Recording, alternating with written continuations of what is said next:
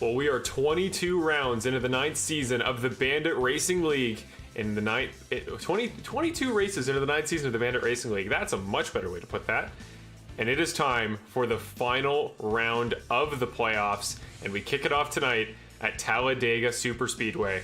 We have 4 contenders left at this point in the season, all vying for their shot at the title. For some, it's their first. For some, it's not. But no matter what, it is going to be an exceedingly important set of races at both Talladega and Charlotte. We've got 4 contenders competing for the title this year. Tony Hilbrandt's in the 92 truck, snuck his way in last week with an incredible performance at Myrtle Beach, just truly clutch in every sense of the word.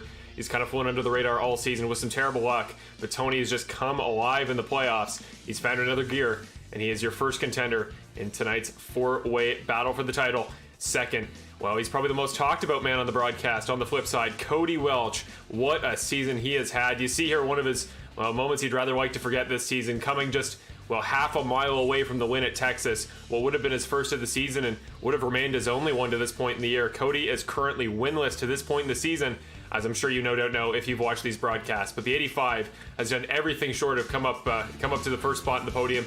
He's got many second place finishes. And the question becomes, can he get that win just in time to go for the title? After that, well, he had a very similar story to Cody early on in the season. The question was, could Brett Guzik get a win? Could he put himself on the top of the playoff, or on the top of the podium, I should say? And could he put himself in the playoff grid? Well, he did very early on here. You see in this finish, photo finish, one of our best in Bandit Racing League history at Chicagoland earlier this year. He took the win there and would go on to pick up 2 more throughout the course of the year, including one at Eldora a few weeks back in the playoffs. The 04 truck has done everything he's had to this season to prove himself as one of the Bandit Racing League's elite drivers. And now the question becomes, can he pick up win number 4, either here or next week at Charlotte, to try to dethrone this man, the final driver in this year's Final 4 in Season 9, Nick Nickerson. He almost doesn't need any introduction. If you watched any broadcast in this series, you know our defending champion is as skilled of a racing driver as anybody out here. He can take any given day and make it his own. He can take any given racetrack and make it look like he's been driving it all his life. The 2 truck has just been incredible this year, looking for win number 10 in the next 2 races. And the question is simply, what can he do at Talladega, a track not particularly suited towards his traditional skill set? That being, races with a lot of technique, a lot of skill, you could even say, and Nick certainly has that in droves. The question is, who can dethrone Nick Nickerson? Hi, everybody. I am your host, as always, here on the broadcast, Mr. Marshall Crocker Jr., your host, your producer, whatever you want to call me here at Full Send Racing Network, and I've covered, every race of the Bandit Racing League so far this season, and what a season it has been. And tonight it just gets even more intense. Well, I think we all have our favorites in this series. The guys we've been looking out for all season, but this late in the year, and at a track like Talladega, the racing is going to be more intense than ever, and I genuinely believe anybody in this lineup has a shot at the win tonight, and that is what is so beautiful about Talladega. But if you're a playoff driver, that is probably the last thing you want to hear. Very quickly, we still have we're going to take 2 seconds to remove the playoff banner from a couple of our drivers. It was supposed to be removed last week, and for whatever reason, it was not. So take 2 seconds here just to very quickly make sure that graphic is correct, but hopefully you guys are ready for what is genuinely going to be a great race, and really a great series of 2 races, both this week and next week at Charlotte.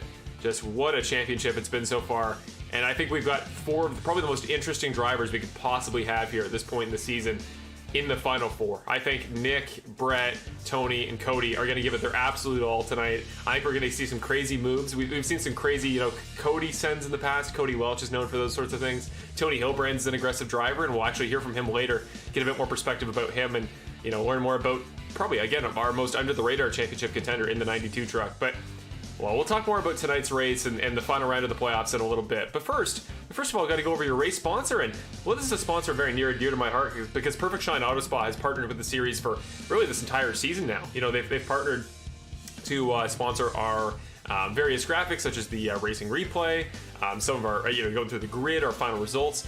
They just had a part in everything we've done this season, and we really appreciate Perfect Shine Auto Spa for everything they do, and as well to Kevin Foster on behalf of Perfect Shine Auto Spa. And we are very happy to for the final 2 races of the season, we're going to rep them both times. They are the sponsors for what are no doubt going to be 2 of probably our most exciting and our certainly most important races of the season. So thank you to Perfect Shine Auto Spa. As always, we'll be sure to mention them all throughout the broadcast, but there you go. And with that, we are now ready for Another interesting little segment here on the Full Send Racing Network coverage of the Bandit Racing League. Before we get off to your, traditional race festivities where we talk about your drivers and get a little bit more of a rundown into your Final Four, we need to do something very quickly here on the broadcast, and we actually have somebody we need to talk to. I haven't actually said it yet. I will be solo tonight in the traditional sense, but we'll be sure to go to plenty of driver interviews in between cautions and some pretty long caution breaks here at Talladega, so we'll get time to talk to some drivers. But first, we have something we need to do. And this is something really cool, something that's also very near and dear to my heart, because this is something that I've personally vouched for all season. From the time that I knew we were going to have this certain award, this driver was the guy that, from the start, I was wholeheartedly devoted to pushing for this title. And I genuinely am so happy to say that, well, Mark Allen Bivens, one of our youngest drivers in our series, and certainly I would say surely the most mature driver at his age I think I've ever met. He's truly an incredible guy, and that is why we here at the Bandit Racing League are proud to award him the Most Improved Driver Award. But now you know that. You know that at home.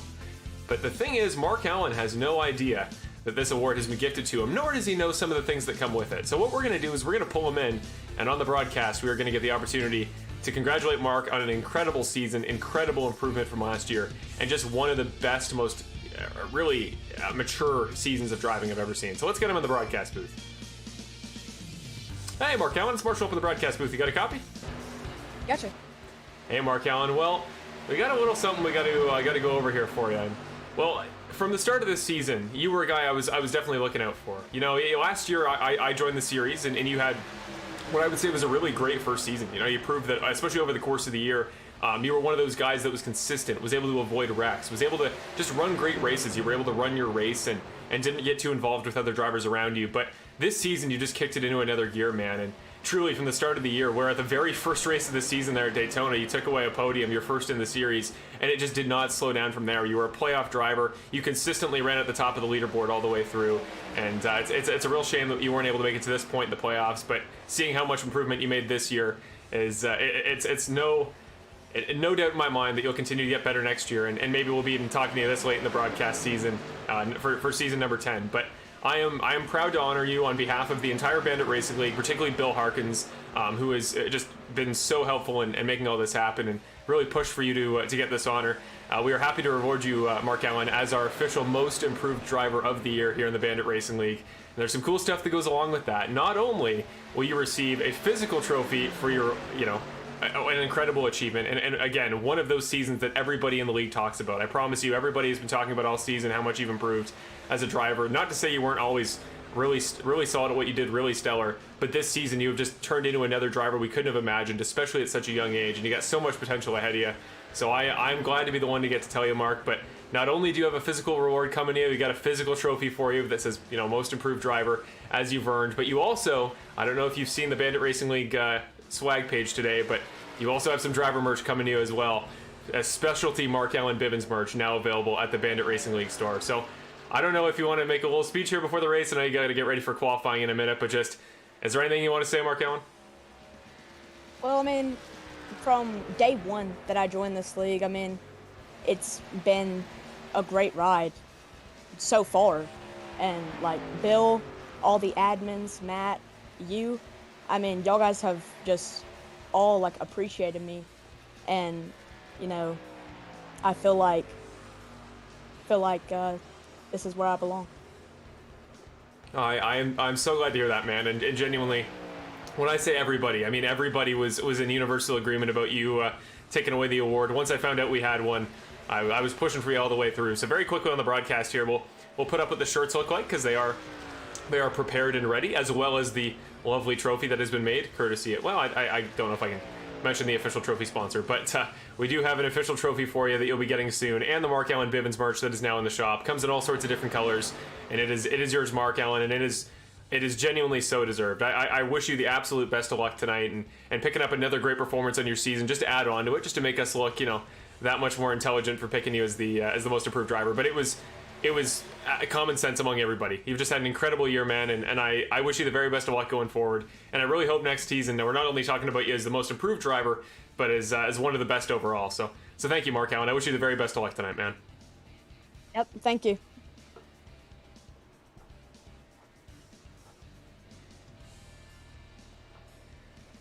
So there you go. Mark Allen Bivens, ladies and gentlemen. He is your most improved driver. And we are so happy to be able to honor him with this award because it has truly been one of the best seasons I've ever seen from a driver. One of the... Again, I don't mean to say when I say this award or when we honor Mark Allen in this way that he was never not a good driver. And he's made improvement because he wasn't great. You know, last season I came in and was astounded to find out he was as young as he was with the way he drove. He was so poised. He was so patient.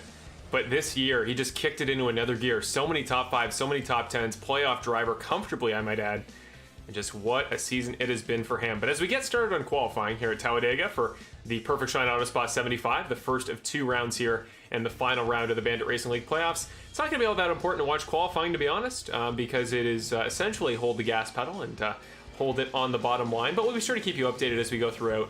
But before we get too far here, let's do a bit of a rundown on each of your 4 playoff drivers and learn a little bit about him and just, you know, maybe do a bit of a recap about the season they've had so far.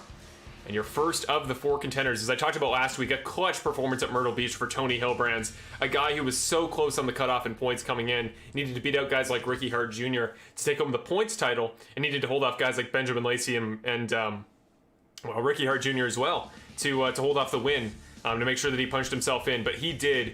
And I don't want to call him a dark horse, truly, because I think he's so talented that, you know, to say that is almost doing him a disservice. But truly, he has just had the worst luck this season of anybody I've ever seen. That 92 truck puts in great performances each and every week, particularly here at the start of the season. You know, he was good at Daytona, and that was the first spot I noticed, a guy that just kept finding himself stuck and stuff. And that has kind of been his story all season. But Tony Hilbrands, we'll hear from him later in the broadcast on our driver profile, possibly our final of the season. But truly, he is hungry for it. He wants the title as much as anybody. You see there 5 top 5s, 10 top 10s. Actually, the 3rd best average playoff finish here in the playoffs this season. That's average racing finishing position of 7.43, which truly says just how great he's been in the grand scheme of things so far this postseason. But truly a guy to watch out for.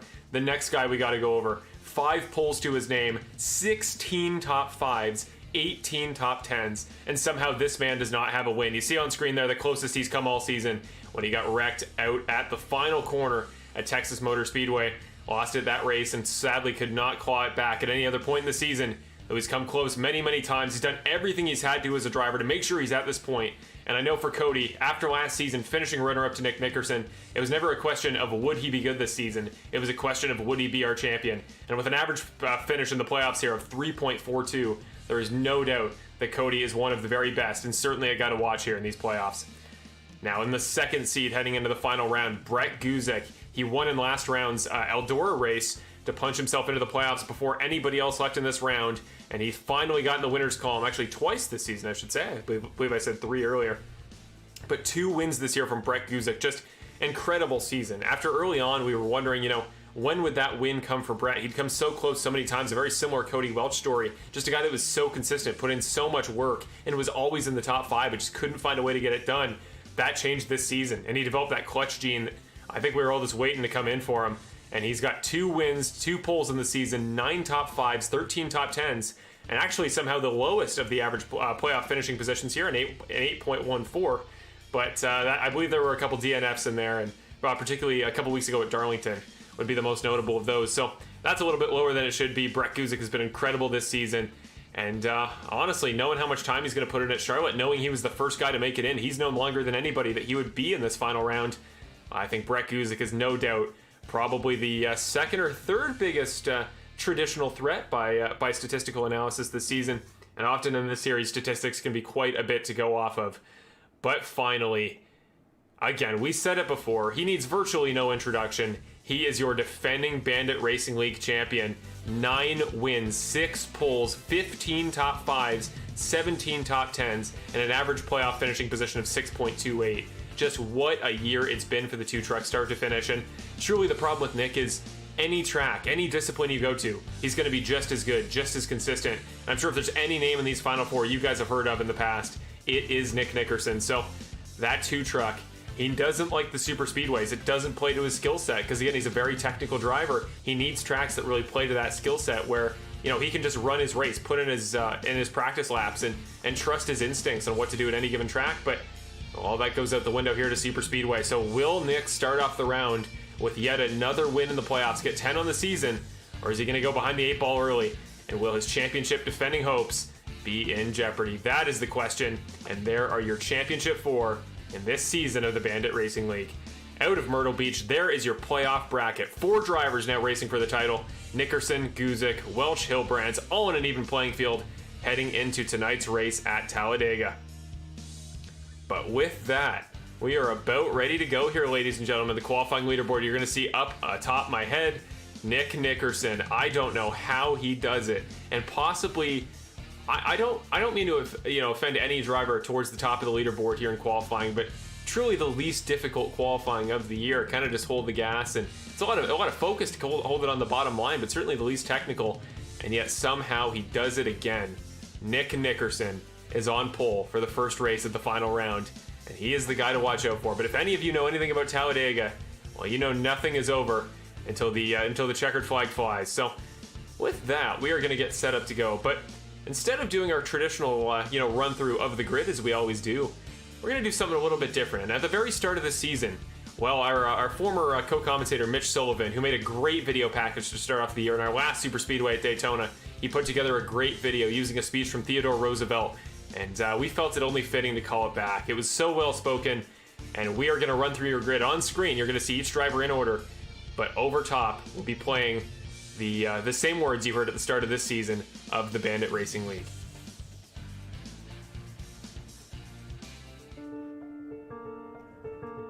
Theodore Roosevelt once said, "It is not the critic who counts, not the man who points out how the strong man stumbles, or where the doer of deeds could have done them better.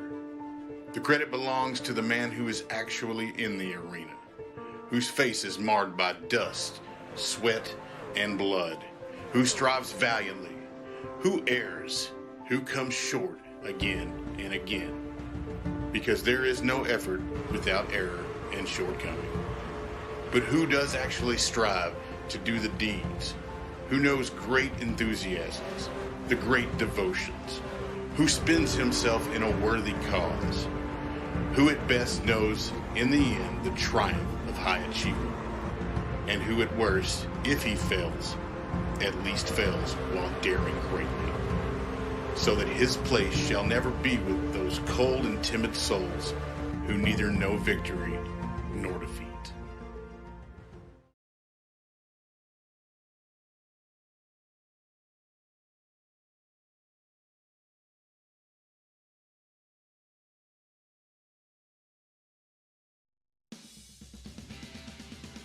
There we go. We are now ready to go, and we had to call back to that because it was one of the truly the best, I think, moments in this series overall. Was that great start to the season, and a really well spoken video there by Mitch Sullivan. So we wanted to call back to that, but we will finish off your grid from the drivers we did not show. In the 14th spot will be Tony Hilbrands alongside Anthony Caetano in 13th. Then it's Joshua McQuiggan alongside Benjamin Lacey. Jason Greenwell starts 17th. Kevin Foster in 18th. Brandon Gears starts on the inside of Cody Welch, the playoff contender, coming into tonight. The guy who, again, has yet to score a win this season, but has come so close so many times, starts on the outside of row number 10. Ricky Hart, just eliminated last week, came so close to a win at Myrtle Beach that would have locked him in, but he starts alongside Jackson Knock, looking for redemption this week. It's an all Christopher next row. Christopher Hamilton, Christopher Ferrara in 23rd, 24th. Mark Allen Bibbins, our most improved driver, we just heard from a moment ago, starting alongside Gary Wright.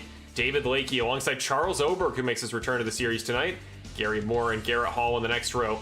Cale Zook and Jason Romy on row, that would be 15 at that point. Matt Crockett alongside Steve Ulrich.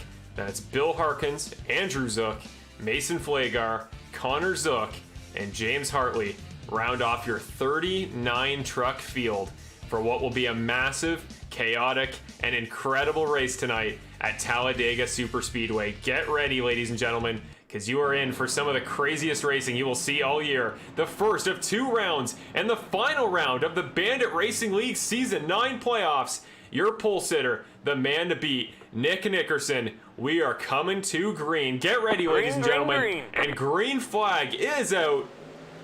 Off goes Nick Nickerson. Eddie Hagee on the outside, side by side. Brett Kuzik in third. On the fourth spot, Jonathan Platt. The 2 front rows get going well. Nobody really off to a huge jump here at the start. And we are side by side. 75 laps tonight at Talladega.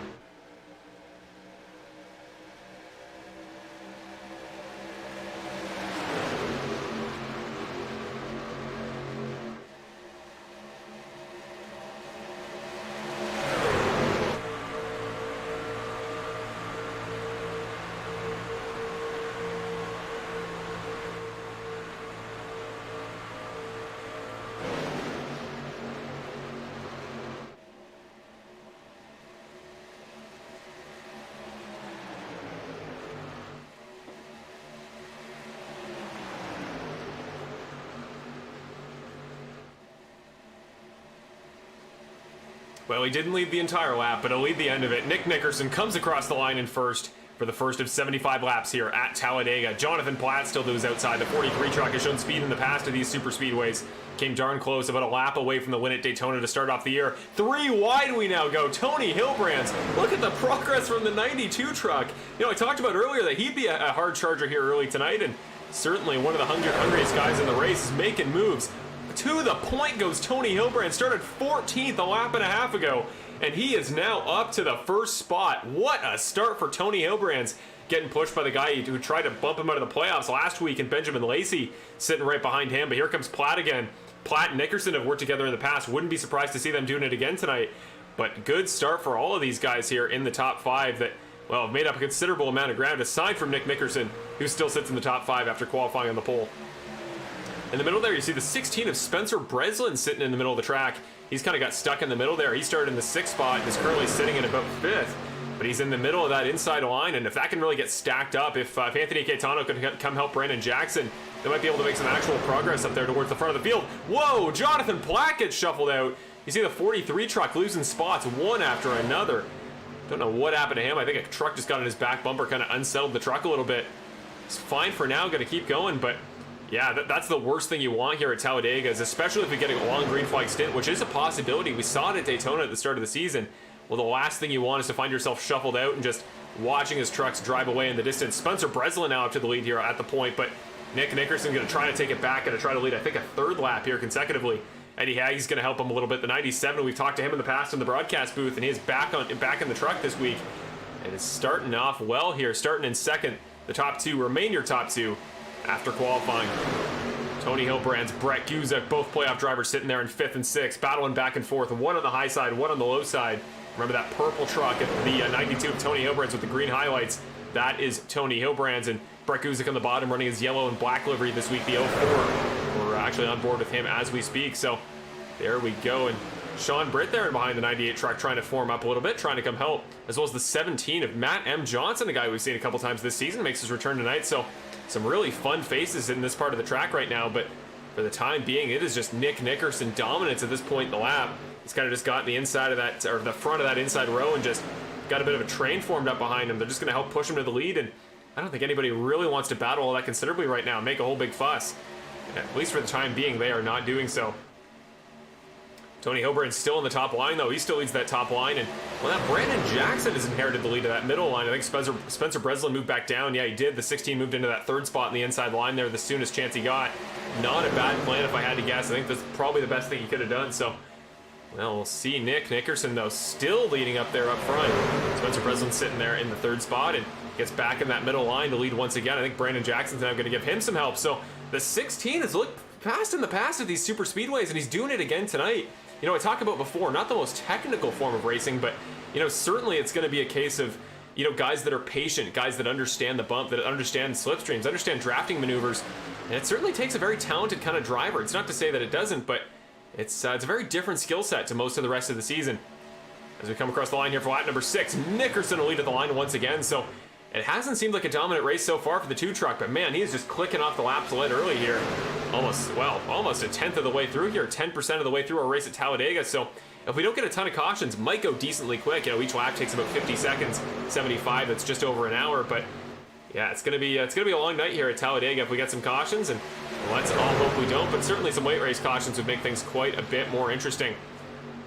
I want to jump on board in the pack with somebody here just to get a bit of a perspective from a driver's side, you know, what you're looking at here on the broadcast, or what you're looking at here in the truck. You know, you see on the broadcast this giant pack of cars, and maybe you don't get really context for how claustrophobic it can feel as a driver. So here is Cody Welch we're on board with now in the 85 truck, sitting on the outside there, the Flushing, Michigan native, tucked in behind Benjamin Lacey, Tony Hilbrands, and Brandon Jackson. So plenty of playoff pedigree on that outside line right now, but you just see what he's looking at there from his inside perspective. Maybe we'll go to his picture-in-picture camera just to see the subtle steering movements that you got to have as a driver if you're going to be in this situation. And yeah, it's got to be a stressful form of racing for these playoff guys, because you do get one quick repair, you know, one mistake, but one mistake, you can use that darn quick here in this type of racing. So Cody Welch is going to have to stay nice and patient if he wants to maximize his points in this round. And going into Charlotte, a track I know he'll be quick at, but you still want to give yourself every shot you possibly can. So here we go. Here is Cody Welch. You see on the top right, just those subtle steering movements. Definitely looks tense. He's definitely having to focus, but for the time being, doing everything he has to do, tucked in there behind Lacey, and they are chugging away there up front.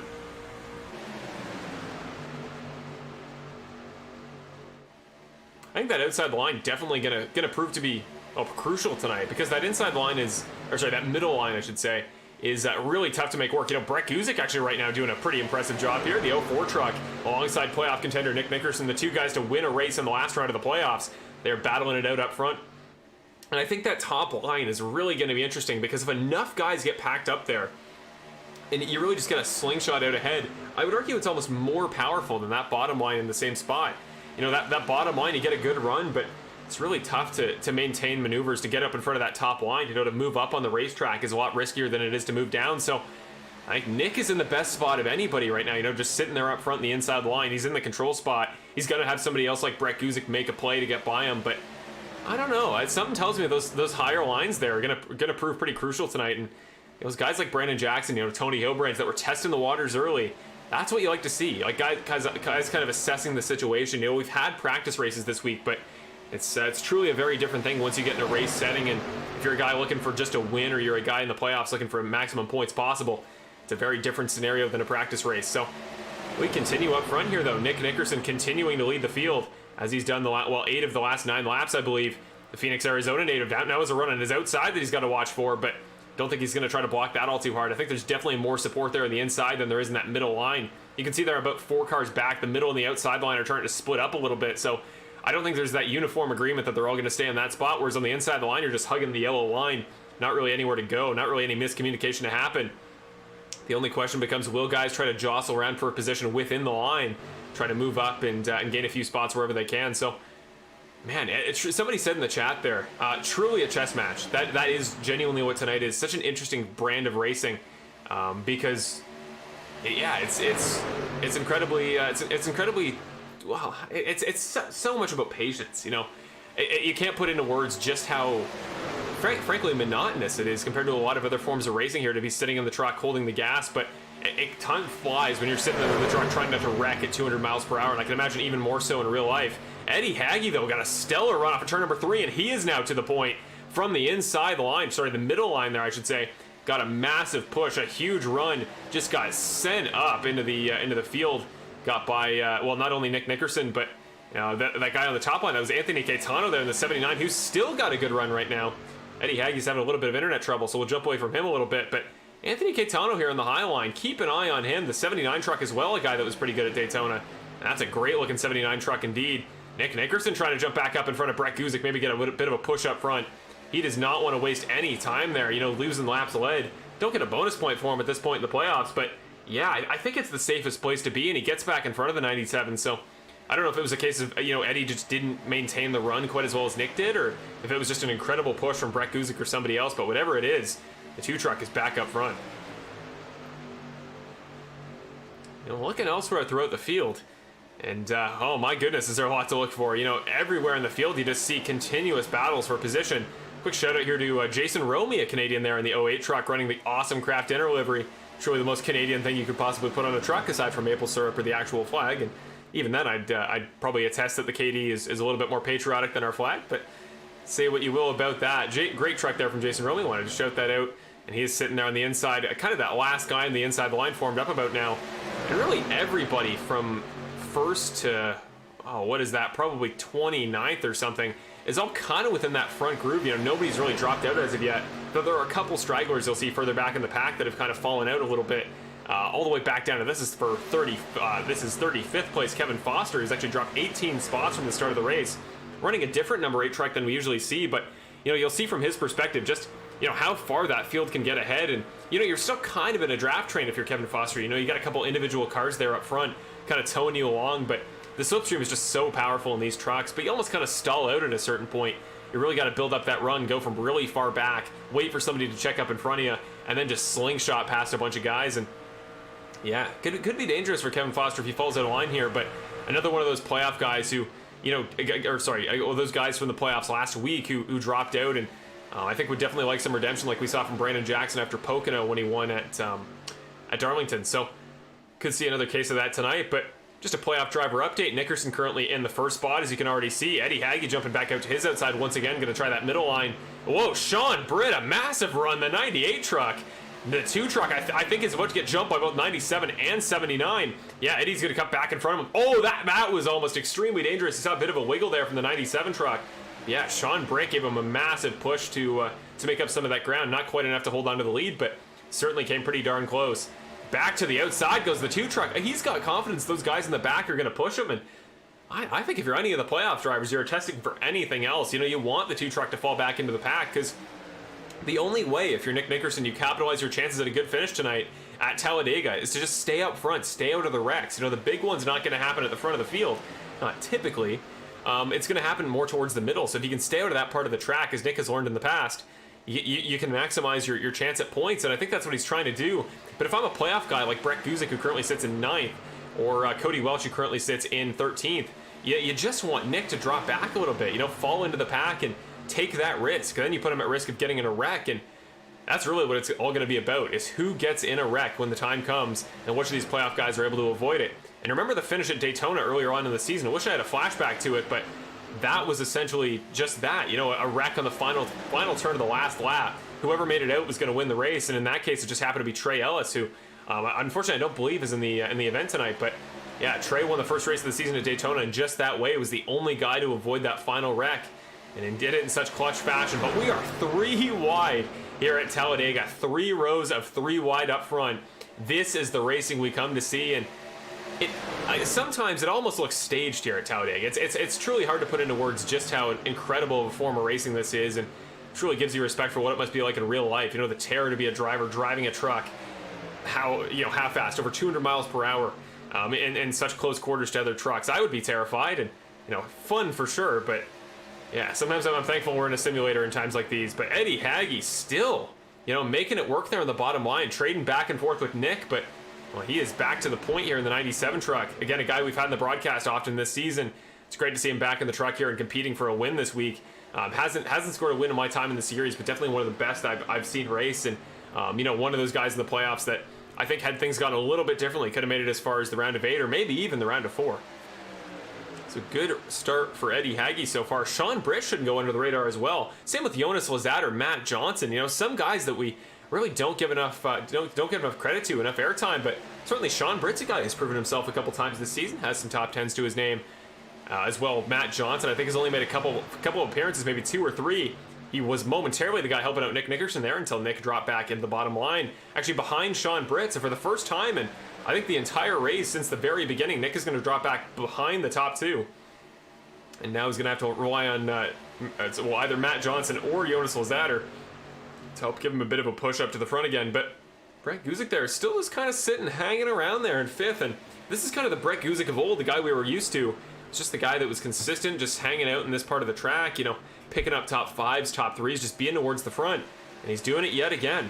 But an interesting maneuver here, and certainly going to be no coincidence when you see the names of the drivers who have now pitted on pit road on this lap. Connor Zook, Andrew Zook, and Cale Zook have all come down pit road, all sporting some great holiday-themed liveries. So, well, happy holidays, everybody, now that we've kind of started into the Christmas season. They have all come down pit road, same as Jason Romy, again in that awesome Craft Inner livery. They have come down pit road, so yeah, the Zook's teaming up. We saw the Zook connection earlier this season. We talked about it plenty in that race, and we're seeing it again. Maybe a 3-way connection here between those 3 drivers here. Maybe going to form up a bit of a draft train, going an alternate fuel strategy. And just for context as well, it's about a 20 to 22 lap cycle here on fuel here at Talladega. So minimum 3-stop race. We're going to start seeing guys pit more and more as we go in. Maybe a bunch of a younger driver, kind of coalition here.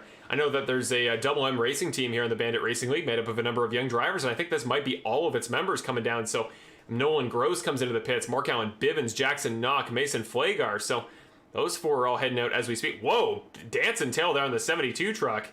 Smart, as Nolan Gross going to beat these guys out of the pits. That's a terrible camera angle. That's a little bit better.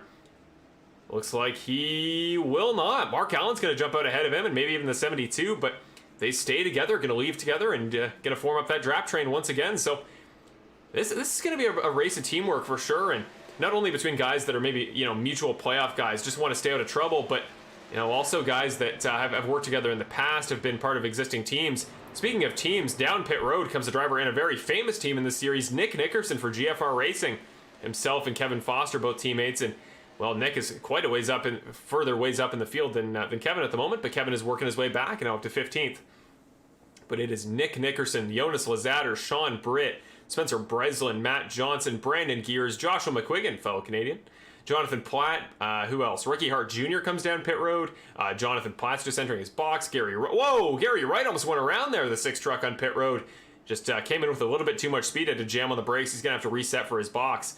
But Matt Crockett as well, and then Steve Orrick, I think, will round out the guys coming down pit road this lap. And yes, thank you to Steve Orrick, who Bill Harkins clarified in the chat a little bit earlier, is this season's trophy sponsor. Just wasn't sure if I was officially going to mention it, but yeah. So thank you, Steve, for everything you do for making a great set of trophies for this season in the series, and really just only builds the intrigue, I'm sure, from a driver's perspective to try to win the championship and take home some official hardware. But the final set of drivers coming down pit road this time: Brett Guzik, Michael Ramos, Eddie Hagge, Brandon Jackson, Cody Welch, Anthony Caetano, Jason Greenwell, Benjamin Lacey, Christopher Hamilton, Christopher Ferrara, Kevin Foster, David Lakey, Charles Oberg, and Garrett Hall, all coming down pit road this time. Now is the race off pit road, though, and with where they were sitting on track as they came into the pits, this should be effectively the battle for the lead, and Brett Guzik is going to win it. Jumps ahead of Eddie Hagge on pit road, so Brett Guzik, there you go, making up a little bit of ground.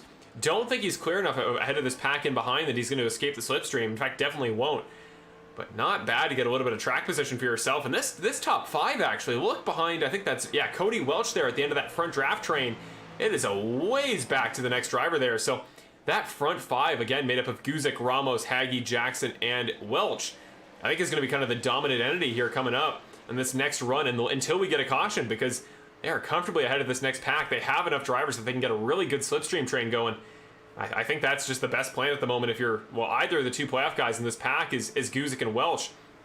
Try to stay a full second clear of that next pack that, well, not much of a pack. It's just Jason Greenwell and Nick Nickerson running side by side. But the fact that Nick got shuffled out of this front pack, kind of surprising, considering he was really the dominant truck at the beginning of this race. So you're going to see if they can form up a little bit, make up some ground. But it's always interesting to me to see how these guys up front work together. See if there's that teamwork right off the bat. These guys just saying, okay, let's get as far ahead as we can from the guys in behind and make our own luck, make sure we stay out of trouble. Or if they battle it out each and every lap. And right now we're in 2 lines here, one of 2 and one of 3. And lap by lap, second by second, Greenwell and Nickerson are making up time. I think they're effectively in this group as well. But that'll be it, I think. A full second and a half back to those next trucks there. David Lakey, Garrett Hall, Sean Britt in 8th and 9th and 10th. So yeah, it's starting to split up here at this point at Talladega, but that's when the strategy really comes alive and gets interesting. But now we got to talk about your one outlier here of the playoff drivers. Tony Hilbrandt's currently sitting back in 30th at the moment. I'm not sure if it was trouble on pit road, what it may have been, but sitting a considerable way down on the leaderboard, quite a ways back of the rest of this pack. So just realized we had the timing tower set to the wrong setting, so now it'll actually cycle through the drivers there, so you can see everybody behind 20th, but can't even see him yet. There he is on the graphic. Yeah, Tony Hilbrandt's 10 seconds back, which is a mile here at Talladega. Currently sitting in 31st position, just behind Matt Johnson and ahead of Joshua McQuiggan. So, yeah, I don't know what happened to this pack of guys who were sitting way up in the field a little bit earlier, but whatever it may be, they have since stalled out a little bit. Will need to claw their way all the way back. And Tony Hilbrandt's, again, you talk about that bad luck, things just not going his way. We're seeing yet another example tonight at Talladega. But now Brandon Jackson, Action Jackson himself, takes over the race lead. I think the next guy is going to be probably on the bubble for some merch, because you can make some pretty cool Action Jackson logos if I had to guess. I'm certainly not a graphic designer, but yellow flag we're now hearing, and there it is indeed. So first caution of the race. Things get more interesting. If you're Tony Hilbrandts, you're extremely thankful right now. But now it is time for the first time this race, and a very good 22-lap green flag stint to start off the race. Now it is time for your full set racing replay, and it looks like Christopher Hamilton and Cale Zook are going to bring out the first caution of the night. Whoa! Massive wreck. Jonas Lazater goes on his side. Christopher Hamilton takes some damage. Benjamin Lacey gets caught in the aftermath, and just, I wouldn't call it the big one. I don't think there were enough trucks involved, but certainly no small wreck whatsoever. So this is coming down towards turn number 3. It's got a bit of a wider perspective here. Hopefully the camera resets. See it coming up towards the camera. Somebody just gets hooked. That was Christopher Hamilton, I think, possibly got hooked by Anthony Caetano. And just like that, once one truck gets unsettled in a pack running that close, that's when all hell breaks loose, and it just did. So one more time, we're going to get a bit of a closer angle here. So yeah, I think it was Anthony Caetano on the middle line. Oh, actually bounces into whoever that was on the outside. I want to get a better angle there. Didn't exactly see who that was. Back up a little bit. So Jackson Knock, Gary Wright, not one of those two. Just want to see who that truck was that Anthony Caetano got into. So we see Caetano there. He was sitting in, at the time, would have been closer to 25th. There's no number on that truck that he hit, but whoever it was, they made contact initially. That put Caetano down the racetrack a little bit. He got into Hamilton, kicked that whole thing off. So first caution of the day. Doesn't involve any major playoff contenders, luckily enough, but it does give Tony Hilbrand some valuable track position. He moves up from 31st all the way to 25th. I believe he is now just exiting off of pit road. A number of drivers pitting that last time by, including Brandon Jackson, Nick Nickerson coming down pit road, Garrett Hall as well, Mark Allen Bivens, Sean Britt. But now that we do have a caution, we need to get to something I mentioned a little bit earlier in the race, and hopefully it doesn't go past this caution break. It should be about 3 laps, each 2 minutes apiece. But we're going to go to your final, probably, driver profile of the season. And it's with a guy that we really need to talk to, because as I mentioned before, he's a guy we hear from very little in the series. Hasn't got his fair share of interviews this season like the other 3 playoff drivers. And again, certainly by no fault of his own, he is more than talented, deserving enough to be here at this point in the playoffs here in the final round. But Tony Hilbrand, I sat down to him with him in the driver profile interview this week to learn a little bit more about his background, his thoughts on the playoffs here, and just what kind of things he thinks he's going to need to do if he wants to win the championship this year. So let's go to your driver profile segment here on the Full Send Racing Network coverage of the Bandit Racing League, presented by Perfect Shine Auto Spa.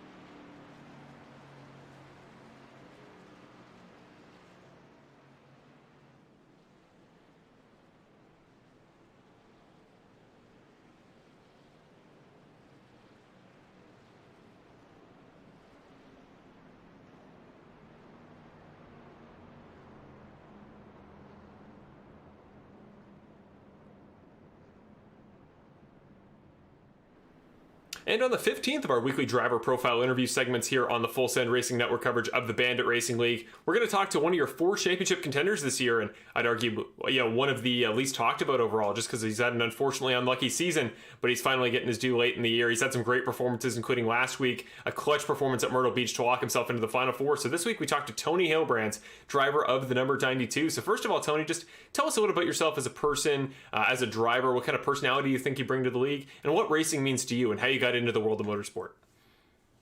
Well, I've been into racing since basically I was born. I was born in April, and we have a local dirt track that races from April through September. And when I was about a month old, I started going to the races. But and then I started I raced for like 6 years, but racing's expensive, so I kind of backed out of that. And I found iRacing, and it tends to be a bit cheaper. But I'm also pretty competitive, so I think I bring a very competitive racing to the league, where people actually have to work when they get around me, and try to keep it clean. But yeah.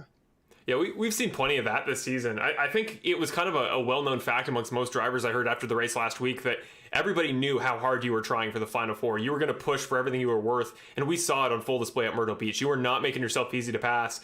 You were essentially a shadow of Nick all night, and he had such a great drive. So to be right with him the entire time, making it impossible to get by, I think speaks to your abilities on defense as well as your offense to get up there. But overall, you've been in this series a long time, since season 2 of the Bandit Racing League, and you've come all the way here. So all those seasons, to have your most successful year this year and to be 2 races away from the championship, how much are you looking for that title this year, and does it mean any more for how long you've been here?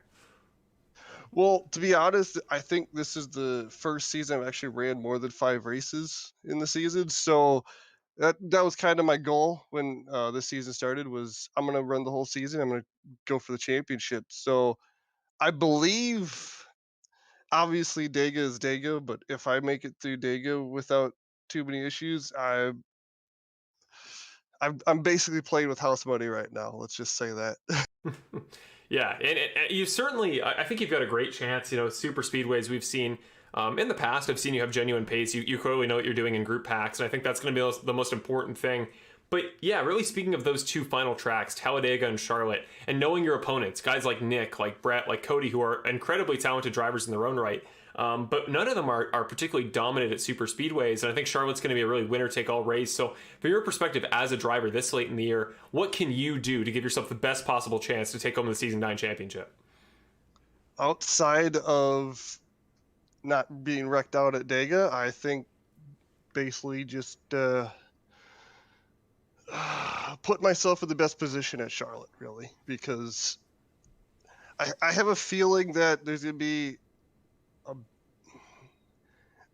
we'll be close in the championship, obviously, after Dega, but I think there's going to be a gap too. Like I think there's going to be a separation of it, like two of us, but that could easily get take it out at Charlotte, depending on obviously if Nick or Brett goes out and wins, or if Cody finally gets his win. But just got to be as consistent as possible and keep yourself there so you can make a move when you need to.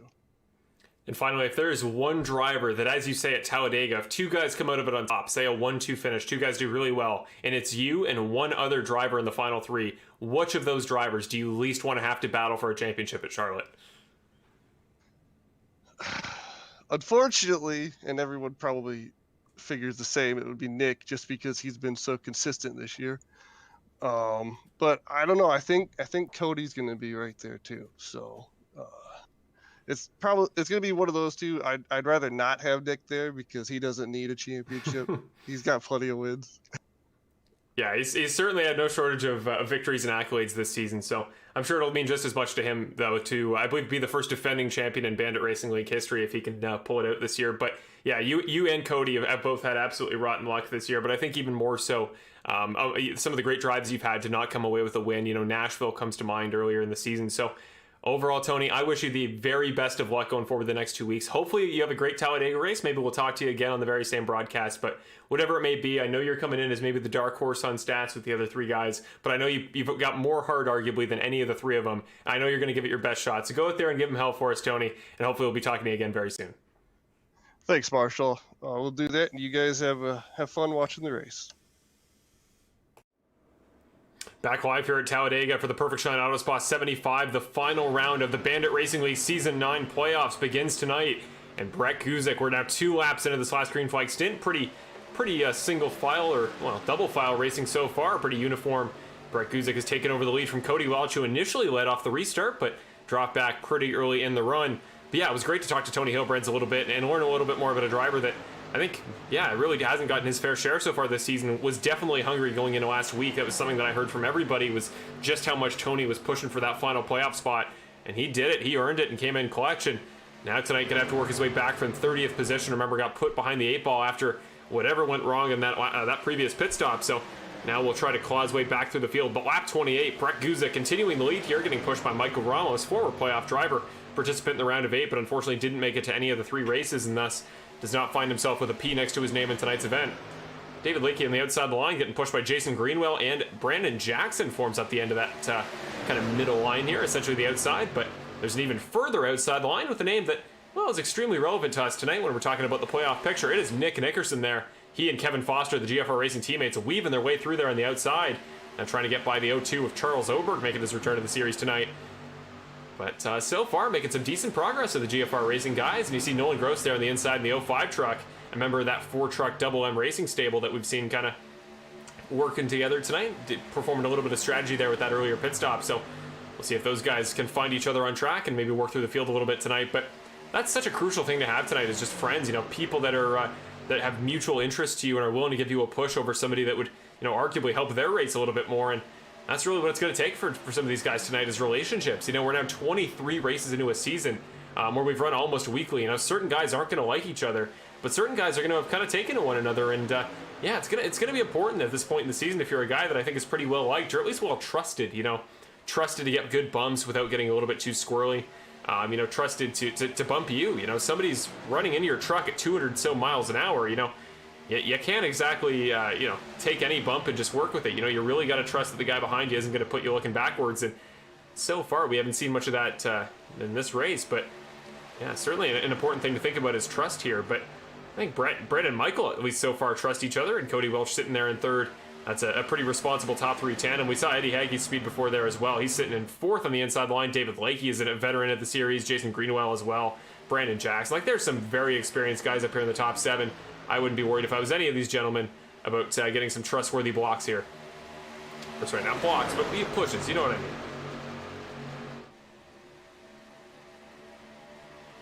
Oh, we got some support there in the chat for Christopher Ferrara and Charles Oberg, and remember they are family themselves. So we've heard from them in the past earlier on in the season, but it's good to see them back on the racetrack once again. Remember, Christopher's done so much for us this season, working with the Bandit Racing League Instagram, which, speaking of which, go check it out. The link is now in the description on YouTube.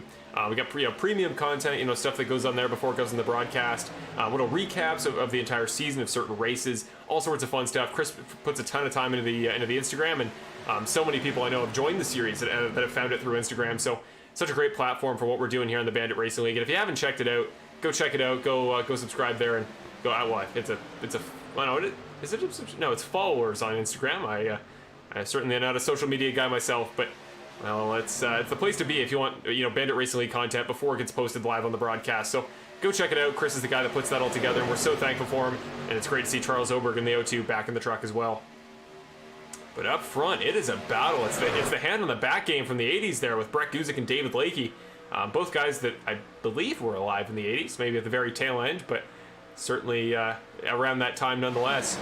But that game where you just keep placing your hand on top of the other's hand on the bat and it's just trading back and forth. Now for the time being, Brett Guzik's going to win that exchange as David Lakey just didn't get the run through 3 and 4 that Brett Guzik did, so he'll drop back a little bit. But I promise you, ladies and gentlemen, as we continue through this race, getting towards the halfway point in just a couple laps, this style of racing is all just setup, is all preparation for those last couple laps. And every single spot you can get, every little move around the outside, slotting in front of a truck, every truck you can make your way through slightly increases your odds that you'll be where you need to be and that final 2-lap run to the finish. And I say final 2 laps because I would confidently say, and I would almost be willing to put real money on this, that we will get a green-white checkered finish tonight, because the end of these races are very caution-filled. The guys get more and more aggressive, make big moves, form up a third line every single lap. And once they do that, well, we've said it many times in the series. Evan Wall isn't with us tonight, but always one of his catchphrases, cautions breed cautions, and that is certainly a very true fact. So if we get a caution here late in the race in the final 10 laps, I'd say that'll all but ensure that we'll have a green-white checkered finich tonight. And in turn, it might be a 2-lap battle to the finish. But Brett Guzik is going to lead once again to get the start of lap 34. And again, just Guzik, Ramos, Lakey, Welch, Greenwell, Jackson, and Haggie to some extent. Now, Benny Hogan's gotten the top 8 as well. This pack has just been dominant so far. Nobody is really dropping out here. Nobody is really letting themselves slip any spots. And they're all just staying in this relative vicinity, even though there are trucks right behind who can battle for these spots. Bill Harkins is always a little ways back of that next truck, but no, he's right behind Matt Johnson as we head to turn number 3. So guys like him, like Nolan Gross, like Charles Oberg, they should all be able to get involved here. Same with Nick Nickerson and jump up to that front two lines. But I don't think these guys want to make a third line as of yet. Somebody's coming down pit road, I think, or he's just dropping off the line. But Bill Harkins, Benny Hogan as well. So no, it is a pit stop, and interesting timing here for both these guys. Remember, it's a 20 to 24 lap pit cycle, so you can now exactly make it to the end on fuel here if we go green to the very end by pitting on this lap. I guess you're maximizing tires.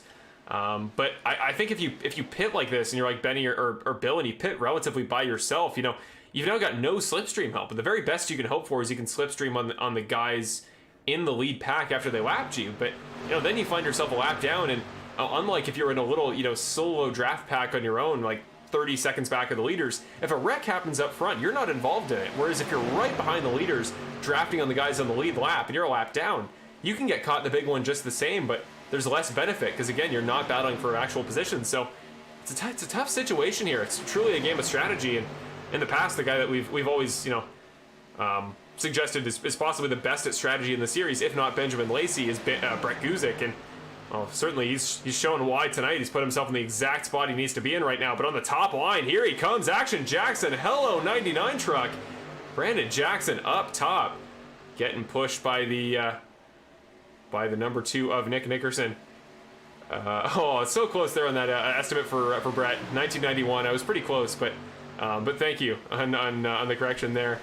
Curious about David Lakey. I'd say he's a little bit closer to 30, 35. But who knows? Maybe we'll ask him later if he can make the podium. But for the time being, Brett Guzik on the inside line holds off that great charge from Brandon Jackson on the outside line. David Lakey as well was looking quick there coming up to turn number 3. But again, just that number, that's the 84 truck. The 84 truck just doesn't seem to have the run on the inside line that some other guys were getting earlier. Really, that inside line just doesn't seem to have the pace the others do. I think a lot of guys are a little bit more hesitant, more nervous to go to that inside line rather than the top or the bottom, where you have a little bit more leeway. Either you got the massive infield on the inside of the track, or you got a little bit of run up to the wall. But now Brandon Jackson just gets hung out to dry. Made that big offensive maneuver going to the top line, arguably the riskiest thing he could have done, but it was paying off there momentarily. He had a shot at the lead, but now he finds himself out of the groove and dropping spots like a stone, down to 12th, 13th as Gross goes by. And it's just going to get worse if he can't get back in those middle two lines, but for the time being, doesn't seem all too worried about it. And your race leader continues to be Brett Guzik, so it's kind of been a tale of two leaders. It was really Nick for the longest time, and now it's back to Brett. The top 2 seeds in the playoffs based on last round. A couple of guys coming down pit road now. Matt Johnson's coming, Nolan Gross as well, Charles Oberg. Thought somebody was going to speed there. Looks like a couple of guys were coming in quick, but they make it down to pit road. They're going to have to team up there coming off the exit of pit road, and 3 guys that I don't think are all too closely related. Matt Johnson, a very part-time guy in the series. Charles Oberg hasn't run in ages. Nolan Gross is a frequent of the series, but he's got his own little pack that we talked about earlier. So yeah, it's really tough to predict how these pairings are going to work together. And Brett Guzik and Michael Ramos, both veterans of the series. I feel like those guys know each other quite well. Probably could have predicted that. As well as the GFR Racing tandem up top of not Cody Welch, Nick Nickerson and Kevin Foster, both GFR Racing guys sitting there in the second and third spot in the outside line. That doesn't surprise me either, but it's when you get guys like Jason Greenwell, Jason Romy, David Lakey in this mix, both, again, established veterans. 2 of the 3 I just named were playoff drivers this season, but certainly guys that I don't think have quite as much experience racing around some of these guys like Nickerson and Guzik. Nickerson up to the top line. Is he going to get help from Foster? Is that top line finally going to work, or are they going to get hung out to dry like Brandon Jackson did?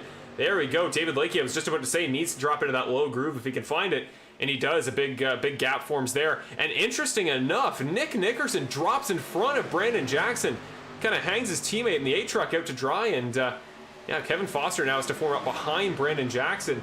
Another 99 split by a GFR Racing sandwich, but interesting move there from the 2 truck and Nick Nickerson. I would have thought he would naturally just go with his teammate, but maybe that speaks to just how non-confident he is in that top line to be viable for passing.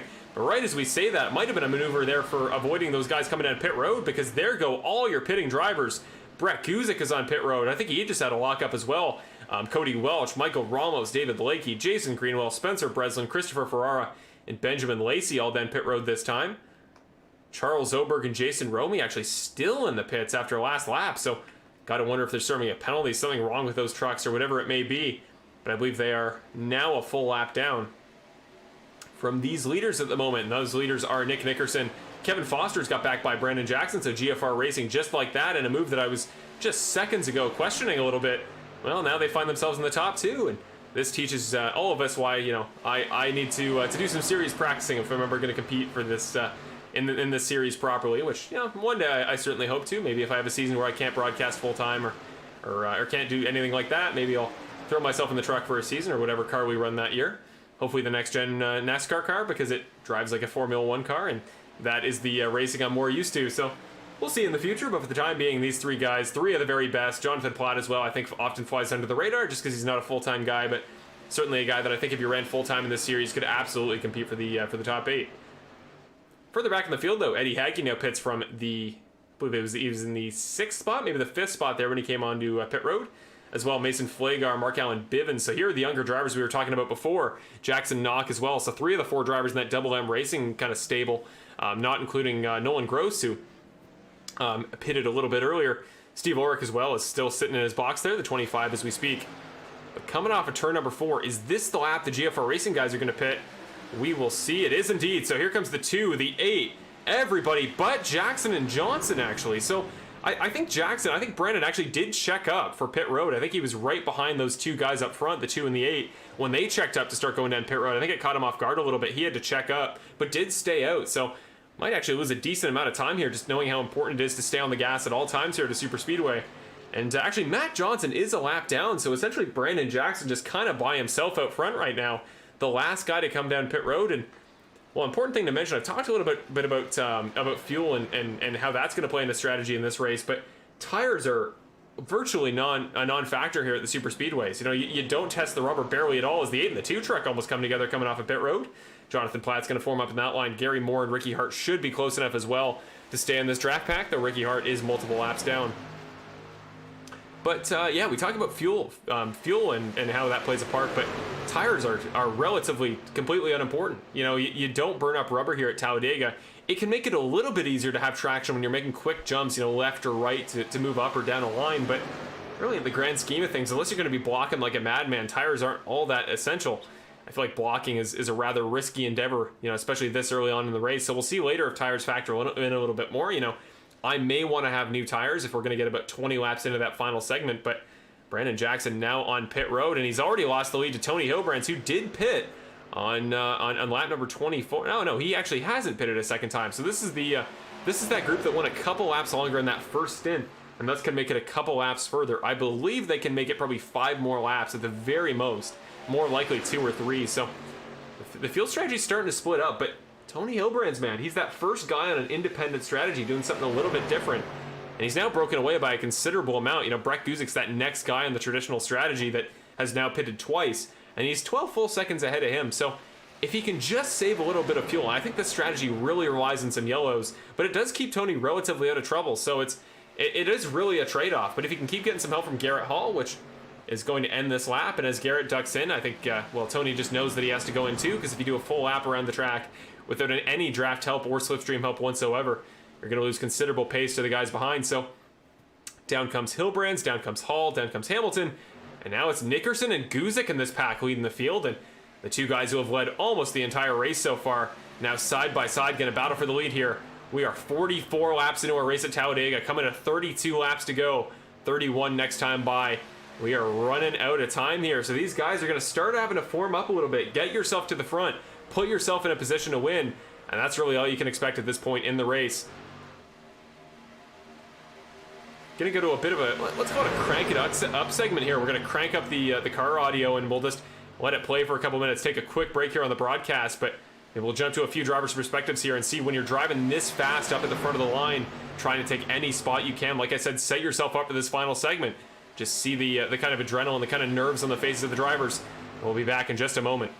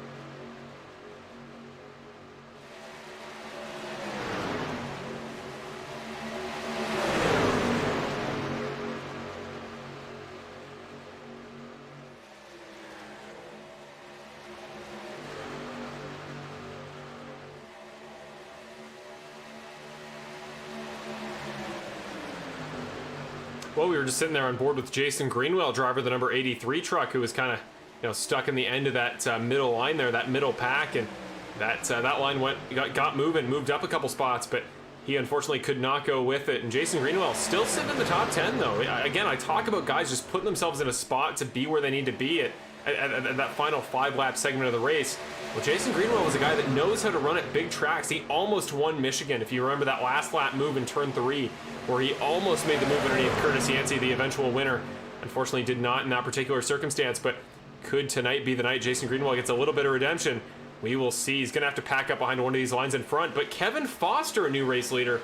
And, Kevin, remember, was a guy who was almost a lap down earlier in the race. He did not have the start that he was probably looking for. But the 8 truck now going to have to weave through traffic a little bit. But he's got his loyal teammate, Nick Nickerson, in the 2 truck. And they are just soaring through this pack. Look at the pace on display from these 2 guys. The power of the slipstream in full effect right there. Nick's going to slot back in behind, but this is where it gets crazy. This is a line of guys on the lead lap versus guys on the previous lap, and trying to identify some guys that are a lap down here who are not involved in this battle. I think Christopher Ferrara is one of them. Ferrara 2 laps down there, still in this pack. Charles Oberg, I think, as well, one of the drivers there. Yeah, he's sitting there just a little ways behind. So as the leaders cycle through here, we're going to see more and more guys on different strategies suddenly in the same pack working together. And it's a weird thing if you're in that situation where you're not racing the guys around you, and you got to keep that in mind. If you're going to make an aggressive move to block somebody that has no reason to race you or you have no reason to defend against, well, you could put yourself in a situation where you're out of the race in, well, arguably the most embarrassing way possible, in a way that really isn't essential. So we will see, but coming to 26 laps to go this time by, Eddie Hagge has put himself back in the picture. That 97 truck getting to push from the 99. Here comes Jonathan Platt getting to push from most improved driver winner Mark Allen Bivens. There he is in the top line trying to help out a little bit. So Mark Allen, it was a good push there. It was a good attempt, and the 43 certainly had no shortage of speed, but I think it's just going to be a question of how can you time that move, and can you get enough help up there to get you those spots you need. And honestly, I think the guy that has quietly had maybe the most responsible run of anybody in the playoff 4 is Cody Welch so far. Let me just put that full screen. There we go. Cody Welch has just had a very quiet night so far, but he's always been in the top 10, top 12. He's just been where he's needed to be. I think that's really what we need to see here at the super speedways. I can't think of a super speedway race in this series that has ever been won by somebody who was the slap, or what's the word I'm looking for? The slam dunk favorite all the way throughout, was running up front, led a bunch of laps. I've never seen a driver like that win one of these super speedway races, whereas Cody's just been in the conversation. He's been in the top 10, has avoided those dangerous situations. A very similar race, actually, to Trey Ellis's run earlier this season in the first race of the year at Daytona, which he won. So Cody Welch, again, always has those races where he runs up front or has to come from the back. He's had to do neither of those things tonight. And maybe that's exactly what he'll need to finally break the curse, get his win that he's been looking for all season, and give himself the best possible shot at the title going into Charlotte. But a huge block from Eddie Hagge. Holy cow. Man, the Annapolis native just sent it to the bottom line there. Dove in as Brandon Jackson gave him a push. Come through turn number 3, just jumped right in front of Kevin Foster. Didn't give him any opportunity to defend. And now Kevin's going to the top line, going to abandon his GFR Racing teammate in favor of Brandon Jackson. Probably not a bad move. Brandon knows what he's doing up there, but here comes the 99 truck. The 8 getting a much better run, and poor Eddie Hagge, it just feels like every time he gets up to the front, suddenly there's another slightly faster truck that's just able to break away a little bit further. Suddenly he finds himself back in second or third. Brandon Jackson as well might go all the way past with Kevin Foster. So Kevin, there you go, returns the favor, says thank you very much. I will take back the lead. But David Lakey actually going to go to the lead here off of turn number 3. What a push he got. And up to the top goes Michael Ramos. No help, but if Mark Allen Bivens can get in behind him, that might not be the case any longer. Bottom line, Jonathan Platt, Ricky Hart forming up behind Nick Nickerson there, sitting behind his teammate, but with Eddie Hagge sitting right in the middle. And the 8 and the 97, some big blocks there to jump in front of each other to take that lead back. And again, it's like I was saying before, the most valuable position you can possibly take on track as we come to 23 to go is that spot on the point, the inside of the inside row, or the front of the inside row. I think it's just the place to be, and David Lakey right now trying to become that next kind of opposition to that number 1 spot. 84 truck has had a really good year. Remember, a playoff driver in his own right. Again, another one of those consistent guys that all the way through manages to rack up top 10s, top 15s. But tonight he finds himself a little bit further up. Could be another one of those, relatively dark horse first-time winners we've seen here at the super speedways in the past. Though not to say he would be all too much of a surprise, because Like, it's been a question of when will the 84 win at one of these tracks rather than if. So here comes the 84 again, getting some help from probably the best guy you could ask to push you at this point in the race. I've seen some great pushes from the 99 so far, and he's continuing to do just that. And this is also really the point where you kind of control what guys you want in that front pack come the end of the race. You know, if there's guys that you like working with that you trust, you're going to try to coordinate with them, get them up in your relative vicinity on the racetrack. Whoa, Jonathan Platt, welcome to the frame. Getting a massive push from Michael Ramos there, and again, just kind of putters out there on that top line. It doesn't feel like the place to be tonight, but no, I know in saying that, saying the top line is slowest, that means it's going to be an absolute rocket by the end. But Jonathan Platt, I think, hit the wall actually coming off in turn number 2. Just got a little bit squirrely there off of Michael Ramos, or I think maybe it was the opposite. I think the 27 just lost traction in the back of the truck and got a little bit wiggly. And outside line forming up once again, going to try to just settle down and chug along. But yeah, I second what Kelly said in the chat. Great blocking by Kevin. Like, he timed that move back past Eddie Hagee perfect. It's just, oh man, I get worried when I see guys doing stuff like that anytime before the final 5 laps. But I keep hyping up how important that front spot on the inside of the line is. And Kevin's fighting for it, and I give him absolute credit for doing so. Yeah, looking at the chat here, Cody is, back a little ways further into the top 10 there, sitting behind some just incredible talent on the inside of the line. That line now, Foster, Hagee, Ricky Hart, Cody Welch, and in behind Cody, I think it might be, yeah, it's Benjamin Lacey. So that was 3 of your championship 4 last season, and certainly guys that have, I think, 2 titles combined. Couldn't even count the number of race wins. So there's some talent there on that inside of the line. Cody's got to get by all of them if we go green to the end.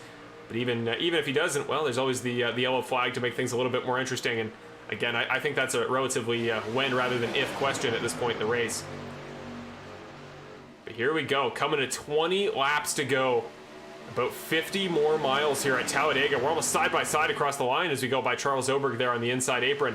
And remember, we are 1 pit stop away from the finish. Nobody besides, well, I guess Charles Oberg now can make it to the end on fuel. Actually, Benny Hogan and Bill Harkins could come close, but they're more than a minute behind. I think they're both a lap down, so unfortunately not realistic that they could win on that strategy call alone. Jonathan Platt's on the apron.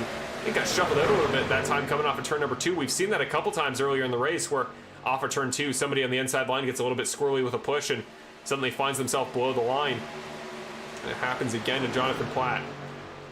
Back up front, still Foster, Hagee, Lakey, Nickerson, Jackson, your top 5.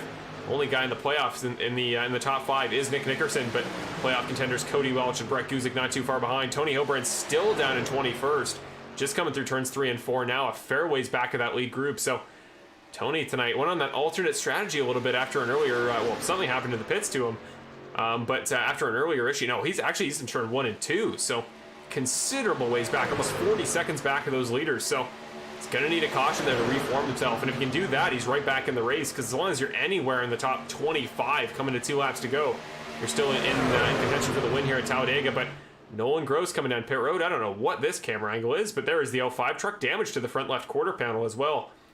But he should have a quick repair, and we'll see if he decides to use it here. Still 20 laps to go, so always potential for another wreck that he could get caught in which case, if he's out of quick repairs, you're out of the race.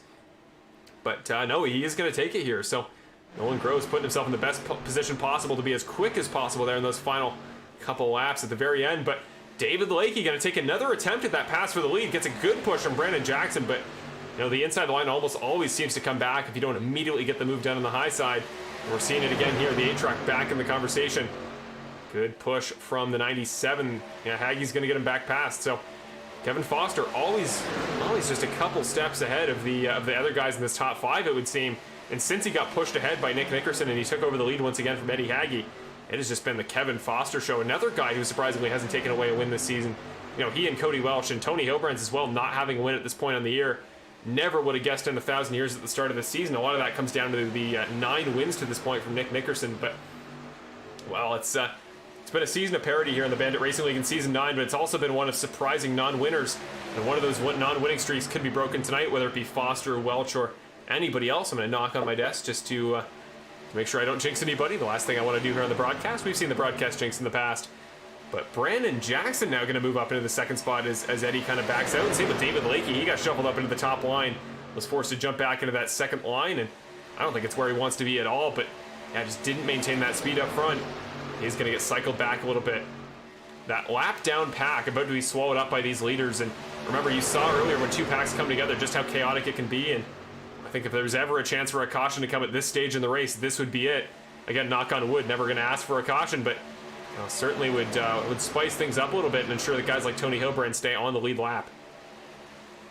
Actually, incredible how much Kevin Foster broke away that lap. Like, look at the ground he made up on these guys, but here we come down pit road. Kevin Foster is on. Nickerson gets a great run. Brandon Jackson locks up, hits the pit cone, stays on track. So great heads up driving there from Brandon Jackson to stay in the event for the time being. But Cody Welch into his pit box. Same with Guzek, Haggy.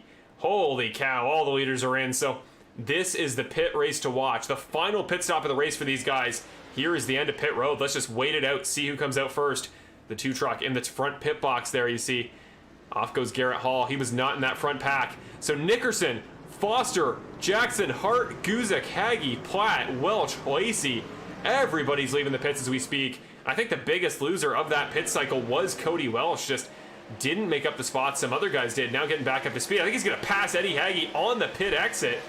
Cody Welch not waiting around. Can he slide up in front of him? He makes a move, almost loses the truck, but Cody Welch doesn't even wait to get back on track. It's totally legal to pass on pit exit.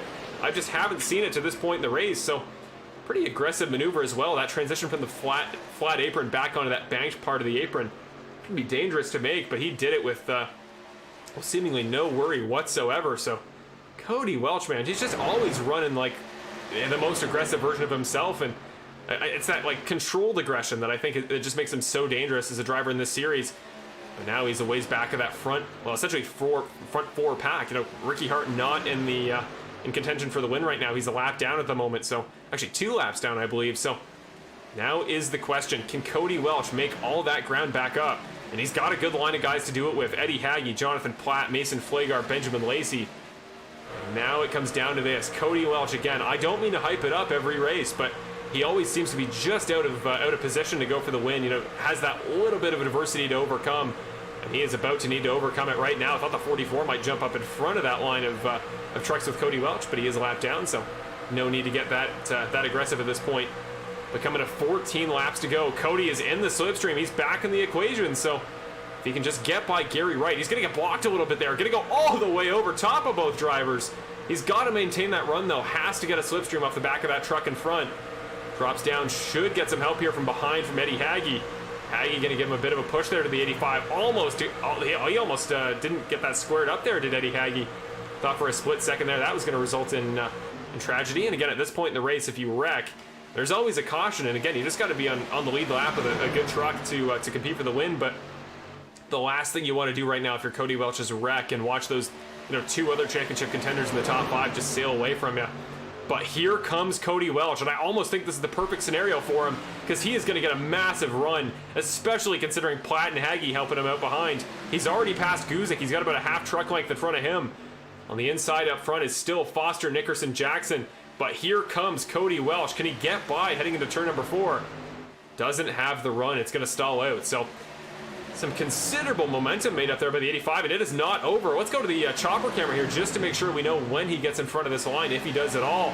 But he is still chugging along. The 85 truck, here he comes.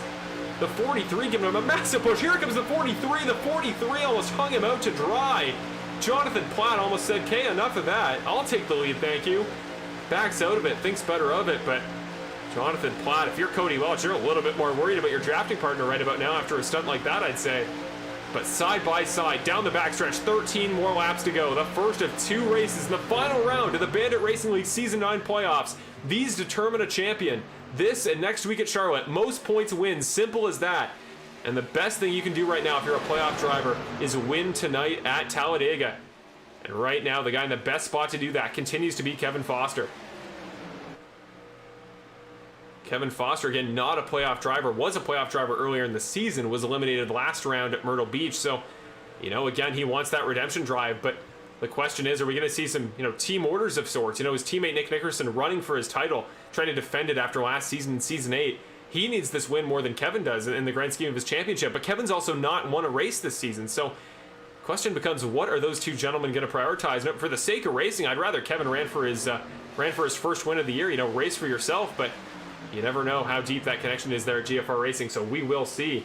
But further back, Cody Welch, remember all that progress he made up just a moment ago on the outside line, has since fallen back. There was just not enough momentum there by the end of that kind of 3-lap stint on the outside of the line that he just dropped back, and some of those guys on the inside just picked him off one by one.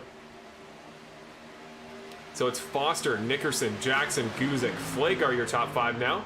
Mason Flagar in the 72 truck sitting there in the, I believe it's the, I can't even read the front of that truck, but the 72 there coming up 32 spots from the start of the race. Remember, Mason Flagar started 37th, so great run there for Mason Flagar overall. Another one of those younger drivers who just seem to take to these super speedway tracks particularly well.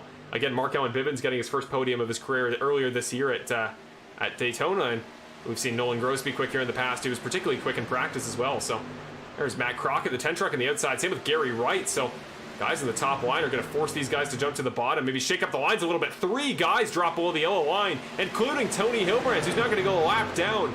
Just watching his championship hopes slip away. He needs to remain on the lead lap, or at least as the lucky dog driver there, that in case we do get a caution, he's at least back in the conversation a little bit and could remain on the lead lap. But for the time being, the line's starting to shake up a little bit. Coming to 10 laps to go here at Talladega. It is Foster, Nickerson, Jackson, your top 3 still. Brett Guzik there in 4th. Mason Flagar, Eddie Hagge, Jonathan Platt, Benjamin Lacey. Cody Welch has fallen all the way to 11th. What happened to Cody? He is a little bit more out of the equation than he was at any other point in this race, and 3 wide in front of him. Just where is the opening for Cody Welch to fit himself through? We've now reached the point where I'm just going to keep my eye on this 85 truck for a second, because it's scenarios like these in which Cody Welch does something insane and makes the highlight reel and gives me something to make a clip show out of. So Cody right to the wall, trying to maximize his run off the corner. Let's see what he can do. The final playoff driver in the top 10 with a shot at the win at the moment. He's going to need to make these laps count. Coming to 9 to go. Things are starting to get chippy. Could see a caution any moment. We're going to go 4 wide through the tri-oval as Mason Flagar jumps up on top of Matt Johnson, going to slide back in front. Just praying for no caution for these guys. Ricky Hart, now Brandon Jackson up front. He got the move done on Foster. Whoa! Flagar and Johnson a little bit into it. A little bit loose, but the 17 truck saves, or the 72 truck saves it, I should say, off the front bumper of the 17. So back up to the front. Jackson side by side with Foster. That's your battle for the lead now. Not too far back is Jonathan Platt. Now he's going to go by on the outside. So 3 wide down to turn number 3. Brett Guzik coming out of nowhere. He's the guy in the middle giving the push to Hart. Remember, Hart not on the lead lap. Guzik would essentially become the race leader if he takes over. But here's the big one. Here it comes. Massive wreck here off of turn number 4. Multiple cars involved. Cody Welch is in it. Hilbrands is in it. There's 2 playoff drivers. Mark-Allen Bivens, Benjamin Lacey, Gary Moore, Gary Wright.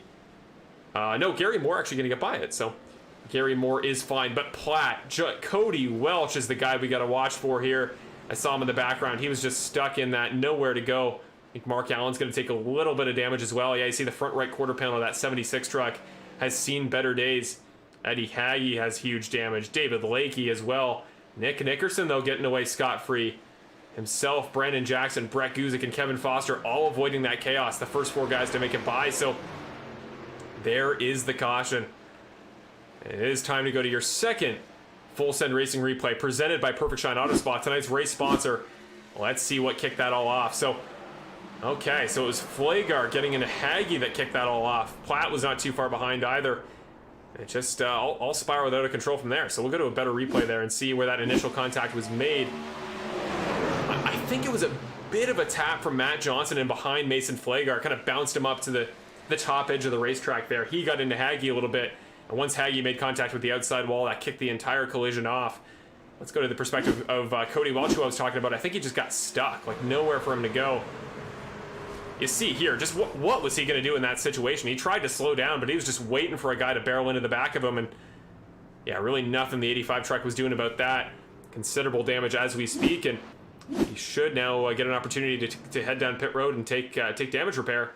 And he has. So the 85 truck back in perfect condition. Still on the lead lap. Actually, if anything, he's in a decent spot, sitting in 18th. Ricky Hart, who was almost a lap down there for a moment, gets back on the lead lap. So that could be crucial to his race, and absolutely could be what gives him potentially his 4th win of the season, I believe, to this point. But up front, Kevin Foster, Brett Guzik, Brandon Jackson, Nick Nickerson, Gary Moore, and Jason Greenwell, the 6 guys who were able to avoid that wreck. Eddie Haggy taking his quick repair on pit road. There's Spencer Breslin, David Lakey, Mark Allen Bivens, Jonathan Platts leaving pit road, Nolan Gross leaving pit road, Mason Flagar. So these are just stops for top-ups on fuel if they were needed, which they likely weren't. They're stops for quick repairs, which are going to be vital. Maybe even stops for tires. And I think if you're on pit road, you're already not really worried about track position. Might not be a bad time to take tires and just maximize what you can do, how you can block, how you can make last-minute moves. And here we go. You know, the lights of the pace truck's still on, so we got a couple laps. I would estimate we're going to be 5 laps to go to the finish. But we talked to him plenty of times, and, I know that he's a guy we've heard from a lot. He's been a consistent storyline throughout the year, but for good reason. I put it to the chat here who we should talk to in the, if we ever got a caution, which we finally did, second of the race, who we should talk to here in truck. And it was pretty unanimous that Cody Welch was the guy we wanted to hear from again, and especially after what just went down. Let's get his quick take here, and as he restarts this next restart in 12th position with a fresh truck, how this changes his approach going into the next restart.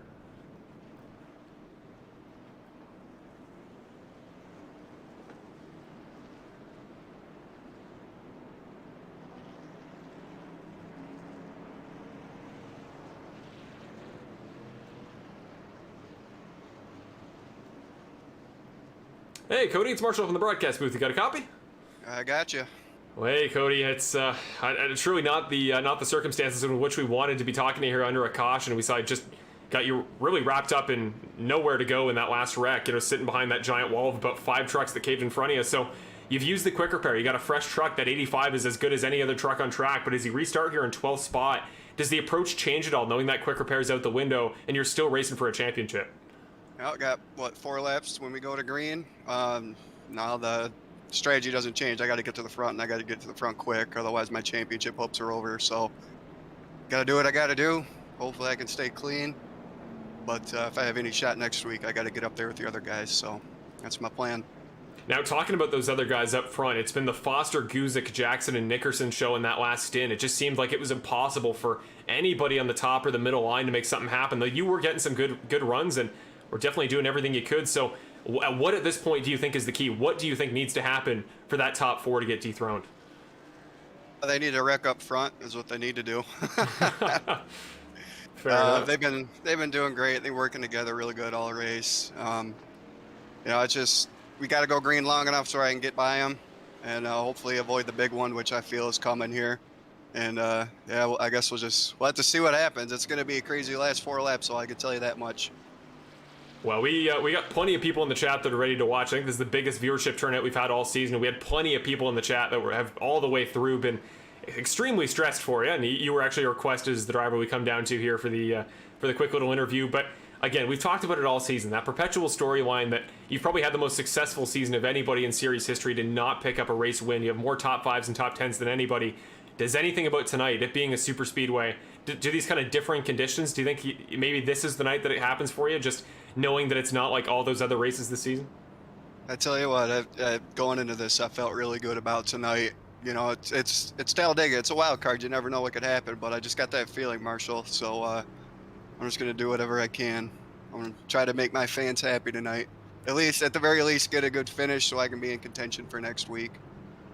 Well, that's all we're asking for you, Cody. Just be there at Charlotte next week. Be able to compete for a title. You're starting in 12th. I know there's plenty of trucks up front there to get by, but if anybody can do it, it's you, man. Best of luck, Cody. Thanks, man. I appreciate it. Here we go. Cody Welch. Get to hear from a guy who is, I think, just as much as anybody, going to need to weave his way through here through, what is an incredible amount of lap traffic at any track, but at Talladega, luckily, it's a little bit more manageable. So, starting from the 12th spot, he's got some guys to deep through. Actually, he's further back than I know. He's in 21st. Okay. So that pit stop that he just took sent him back quite a ways, but 5 laps to go. Foster, Guzik, Nickerson, Jackson, Greenwell, Moore, Breslin. They are your top 7. Nobody getting stacked up as we go to green, but green flag comes out. 5 laps to go in the perfect shine auto spot. 75 at Talladega. This is when it gets serious. Just nobody going in the top 10 here. Look at the run these top 5 guys got right off the bat and just cruising away early. 5 laps to go. Cautions do breed cautions, but look at that big single file pack out behind. Brett Guzik going to get a run off of turn number 2. keep an eye on the 04 truck. Doesn't have help at the moment, but Jason Greenwell's coming up to try to make that not the case. You zoom by the camera here down the backstretch, and there we go. This is a loud camera, so getting plenty of truck audio. Coming to 4 laps to go this next time by. So it's Guzik, Greenwell, and Ramos on the top side. Foster, Nickerson, and Foster, Nickerson, and Jackson on the bottom. Coming in behind is Gary Moore and Spencer Breslin trying to throw themselves in the equation. Brandon Gears, Sean Britt running off your top 10. It's going to be these guys in the back as they come up to this front pack as we come to 4 to go. They're going to build up momentum, build up speed, and the question is, what can they do with those runs when their pack finally gets its turn to have that big run up to the front? Further back in the field, Cody Welch still in 21st. Your not final playoff driver because Tony Hilbrand's unfortunately never really able to recover. Still 1 or more laps down at this point in the race. So now it's essentially a 3-way battle for the title, or essentially 2-way up front. Guzik on the outside, Nickerson sitting right behind your race leader, Kevin Foster on the inside. Again, will the teammate status come into play for the GFR Racing guys? Hopefully not. I'm hoping we see a genuine race to the finish. But Jason Greenwell, a guy with, well, very different priorities than these other guys. He's not worried about a title. He's just worried about a win. And the 83 truck has got to be one of the hungrier guys out there. So as they come to 3 laps to go, is the 83 truck the guy that's going to kind of sabotage this front pack, play to his own goals and aspirations, and maybe make that big move, maybe go to the top side? Michael Ramos is going to be the first one to jump. I think the 83 truck thought about it, but now a little bit too late. That gap just closed quick. Yellow comes out again, so what did I say? Green, white, checkered was more than likely. Who was it that went around to bring that out? I'm seeing a yellow, but I'm not seeing any trucks off track. Jason Romy showed up for a minute. Connor Zook is the first guy on screen I'm seeing. He has gone around the 50, sorry, that's the 55 truck at Connor Zook looking the wrong way across the start-finish line. Christopher Hamilton as well. He's gone back to pit road. That truck is smoking considerably. So back to the Full Send Racing replay presented by Perfect Shine Auto Spa. No, so Christopher Hamilton already had damage at this point, so looks like we're a little bit too late here. Gonna go back to Connor Zook's perspective. So this is what went wrong here. So coming up to the start-finish line, what happened to the 55? So this is not the front pack, but it's decently far up in the field. 55 truck in the white, green, and red entry on the outside just gets tapped by Johnson. Shoots up into Christopher Hamilton. Just a massive shunt off the outside wall. That was a hard lick for both drivers. 55 just rolls backwards down a considerable portion of that first straightaway after the tri-oval. Finally parks it and gets it back on track, but another little miscommunication and another caution. 3rd caution of the day. And that's the part we have to go over your rules here for the green, white, checkers, as we are going to get one. Brett Guzik running very slowly at the moment. I believe he's going to be credited as the race leader there. The caution came out while he was ahead of Kevin Foster. So, no, he dropped, never mind. Drops back, and Kevin Foster will retake the race lead. But let's go over the rules here for your green, white, checkers on the, in the Bandit Racing League on Full Send Racing Network. How it's going to work is if the white flag comes out, then cautions are null and void. We will race to the finish, and no cautions can be called after that time. However, if we get a caution before the beginning of the final lap, then we will go to a caution, and we will try that 2 more times. We'll go to 2 more 2-to-go restarts. And if on the 3rd restart we still get a wreck, the race ends as soon as the caution comes out. So we have seen races in the past end under caution. Not the most fun way for it to happen. We're certainly hoping for a race to the line here, because that's what Talladega is all about. But we will see. We will see if we are lucky enough to get that. But yeah, we get 2 more attempts here to green, white, check, or no, 1 more attempt, because this would trigger the green, white caution protocol, or green, white, checkered protocol, because if it weren't for the green, white, checkered, we would finish the race under yellow. So Foster, Guzik, Nickerson, Greenwell, Jackson, your top 5, and somebody different. Let's get Jason Greenwell in the truck here for this, probably final interview of the day. Sitting there in the 4 spot, he'd be interesting to talk to.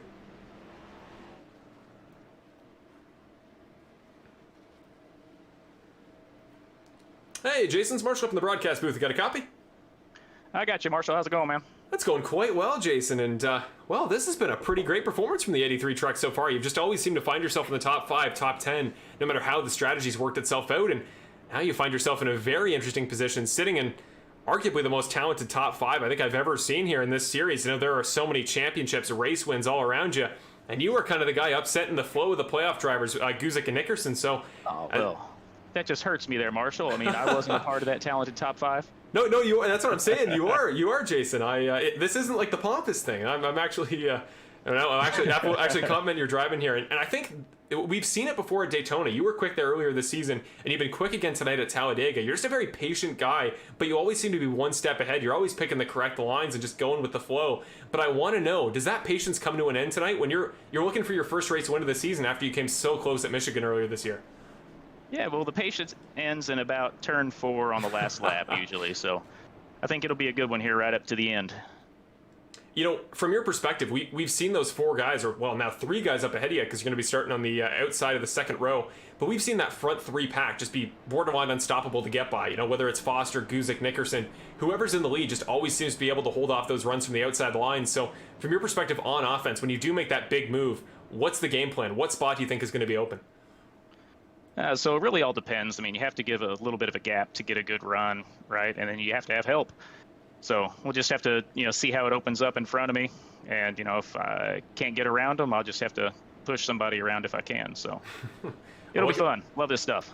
Oh yeah, these are the moments I think drivers dream about when they're kids, and these big moments at these big races. But yeah, speaking of help and speaking of guys that you're working with, is there anybody in this top 5, top 10, somebody that you're looking to see behind your rear spoiler when we come to those last couple laps? Somebody you think you'll work well with?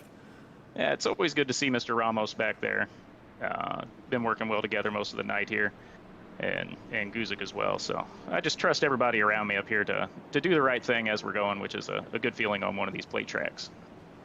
Awesome. Well, that's what we like to hear. It sounds like you're nice and calm and composed, and I know definitely, not racing for the super stressful stakes, I'd imagine, of guys like Guzik and Nickerson right now. But I think that's going to be exactly what you need to take away the win. So best of luck, Jason. Two or more laps to go, but we're coming to the finish. I wish you the best of luck, man. All right, thanks, buddy. Here we go. Jason Greenwell sounds pretty ready to go here tonight, and let's see what he can do with, well, I said 2 laps to go. The lights in the pace truck are off, but again, a green flag restart, and you never know. Things could change in a very, very big hurry. That's the beauty of super speedway racing. But final interview of the night, it is over. Well, at least until the post-race show, that is. And, of course, stick around for the post-race show here on the Full Send Racing Network coverage of the Bandit Racing League. And while the viewership is peaking, I think you guys know you're about to be in for an epic finish. And 2 laps to go here. Very quickly, Bill kind of hinted at it a little bit earlier. I was hoping I'd get a better shot to shout it out, and I was hoping he'd make his way back into the top 10 at this point to mention it. But we have new merch in the Bandit Racing League store, and we finally, as I mentioned last week, have Cody Welch merch. Some Cody Welch driver merch now available in the Bandit Racing League store. We'll show a video in a little bit for it, but we got sweaters, we got shirts, we got options for, well, who after Hunter Henry was the kind of the dominant name in the chat earlier on in the season. I think Cody has since taken over those honors, and as such, he finally has some merch. So all you Cody Welch fans out there, go check out the Bandit Racing League merch site. It's in the description below, as always. Go check out some awesome stuff for the number 85. But here we go. 2 laps to go. Foster, Guzik, Nickerson, Greenwell, Jackson, and more for the perfect Shine Auto spot. 75 at Talladega Superspeedway. 2 laps to go. 5 miles here at Talladega. And the GFR Racing guys off to a great start. Foster and Nickerson up front doing everything they need to do to hold on to the gap for right now. But Guzik on the outside might get help from Greenwell. No, he's going to dive in a little bit to the inside. Backs out again. Going to decide to go to the top line for the time being. Is Jackson going to slot up with him? He is. Jackson's in behind Guzik. So Jackson saying, I'm not going to let those guys up front run away. I'm not just going to slot in behind in third. I'm going to help the 04 truck. And remember, if we get the white flag, this race is over.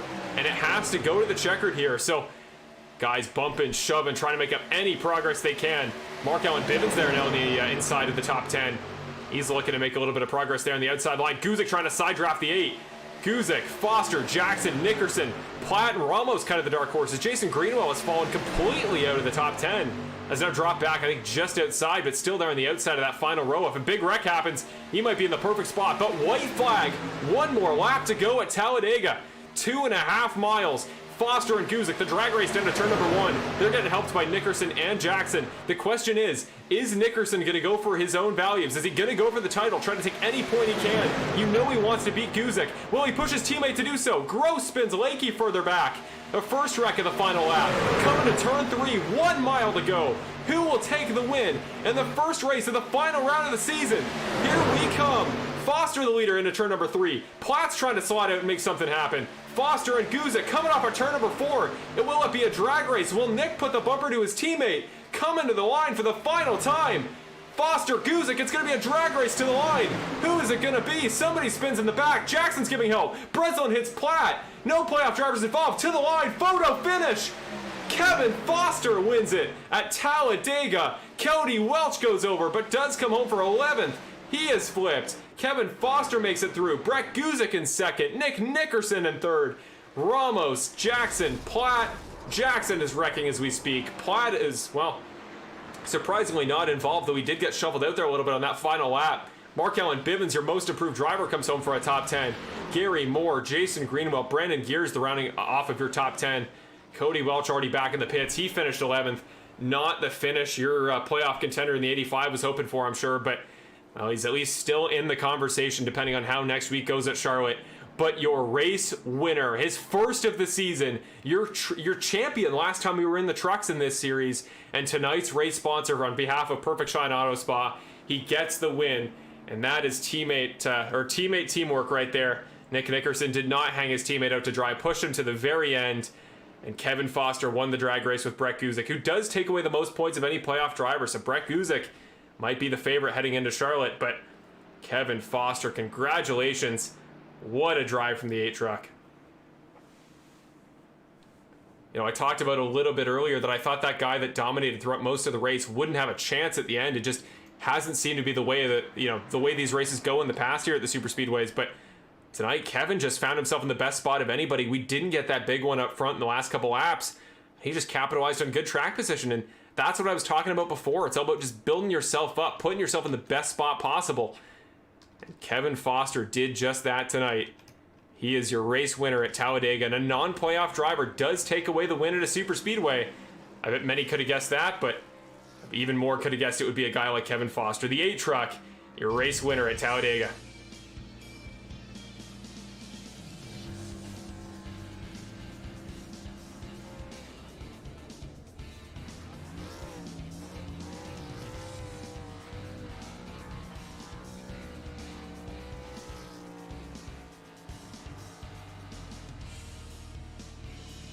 What a burnout here from Kevin Foster. You can tell he's excited. This has got to feel like a massive weight off his shoulders after a very similar to Cody Welch season, just racking up the top 5s, top 10s. One of the best in the series. Almost made his way into this round last week at Myrtle Beach, but he gets some redemption for his elimination and finally picks up that win in race 23 of the season.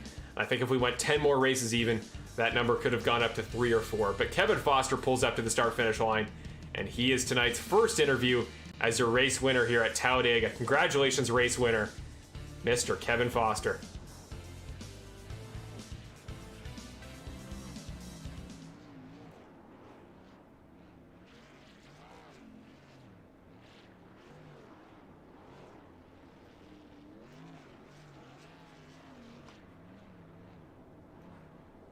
Well, I don't mean to interrupt you, Kevin, but can you hear me up in the broadcast booth? Hell yeah, brother. Heck yeah, Kevin, congratulations, man. What a drive at Talladega. That was one of those drives that you don't expect to see at a super speedway, but you put yourself up front, you got a little bit of help from teammates, and you came out clutch at the end. Just talk us through that last lap, trying to hold on from the inside the line, and that run to the finish with Brett. Well, like you said, it was teammates. Whew, to catch my breath here. So luckily we were able to get the jump there on the inside line, and got a little bit of a lead. I knew they were going to have a big run coming back on the outside, but Nick and Platt, they were pushing for everything they had, and we just had enough to, I think Brandon got Brett just a little bit loose, getting into 3, and that gave us just enough to get the first victory of the season. Yeah, there you go, Kevin. Congratulations, man. With Cody coming into this round, we really had to highlight kind of his struggles and finally making it up to the top of the podium this season. But certainly you had a very similar storyline all throughout the year. Probably the guy that I was genuinely most surprised with coming into the season, that you never had that one race that was able to get put all together. But it's not to say you haven't had an incredible year. And I think late race performances have been largely the fault of others. I think a lot more than yourself. You've been rattling off the top 5s, but to finally break through today, run start to finish as that dominant truck, is this the kind of race you've been wanting to have all season? Just that race that actually your teammate Nick Nickerson's had quite a few of this season, where you just get up front, use your track position, and just defend. Is that kind of the style of racing you think you're most, well, what's the best word? You're most suited for, let's say. Probably most suited for is, for me, be there at the end. Use all the tricks and, save fuel and strategies, whatever it takes to, you got to, in order to win the race, you got to be there at the end. And that's a strategy that I've tried to implement all season, be there at the end. We started off five podiums in like 8 races to start the season. And it was, that's what, led me into the playoffs. And unfortunately, I missed last week by a DQ. But unfortunately, we redeemed ourselves tonight and parked it. We saw Brandon Jackson after he was eliminated from the round, well, prior to this round, from the round of I was 19, I think, and he picked up that win at Darlington. Said it felt so much better knowing that he kind of had that little bit of redemption. I know from the season you had and the season you were probably expecting coming in, definitely I'd imagine redemption was on your mind tonight here at Talladega. So what does it feel like after that elimination last week to come out and prove to everybody that you are patient, you know what you're doing there up front, and you're still going to be a force to be reckoned with in future seasons? Yeah, big weight lifted off my shoulders. Fortunately, my teammate there, he's gotten a couple victories this season, and so it feels really good to finally get in victory lane, and means so much to me and the fans, sponsors, and for everyone out there watching us, it means a lot more than people will ever know. And speaking of tonight's sponsored race, you become, I think, with a third guy in the 2 seasons I've been here in the Bandit Racing League to win their sponsored race tonight. And on behalf of Perfect Shine Auto Spa, and you guys have been kind enough to partner with us all season, all throughout the year. So it was great to kind of get to spotlight you guys officially tonight here at Talladega. But just to round it off, talk a little bit about them, what it means to win that sponsored race, and just in general, what the emotions are right now for you, Kevin. Well, like you said, sponsored race. It's a small independent company that I started 7 years ago, Perfect Shine Auto Spa, and we have a couple employees. And those guys and gals that work with me there at Perfect Shine Auto Spa, they give me the freedom to come here and do this. And the extra money that I get from Perfect Shine Auto Spa, all that money goes into a savings fund for my daughter's college. And so that's why I started it. And each year the company's growing and growing more and more. And I might turn it into a full-time operation one day. That's awesome to hear, Kevin. I really wish you the absolute best, and as well with your daughter and all of her studies. I can tell you firsthand right now, it's not easy to get your way through school and to pay for it. I know there's definitely a lot that goes into that, but I give you absolute credit for everything you do, and we're more than happy to represent you guys, and especially thank you for sponsoring the league all season, being a huge partner, and to win for Perfect Shine Auto Spot tonight on this night of all races this season. Is pretty awesome, Kevin. So congratulations, man. And you know what to do. Like you said earlier, you've been on the podium plenty of times this year, but your first time as the first interview of the night, you know what to do. Shout outs, friends and family. You might want to shout out your teammate tonight, or he'll be pretty mad. Anything like that, now's the time. Yes. Shout out to Big Red Propane. Thank you, Frank, for being a main sponsor on 2 trucks this season. Also, TechNet Auto.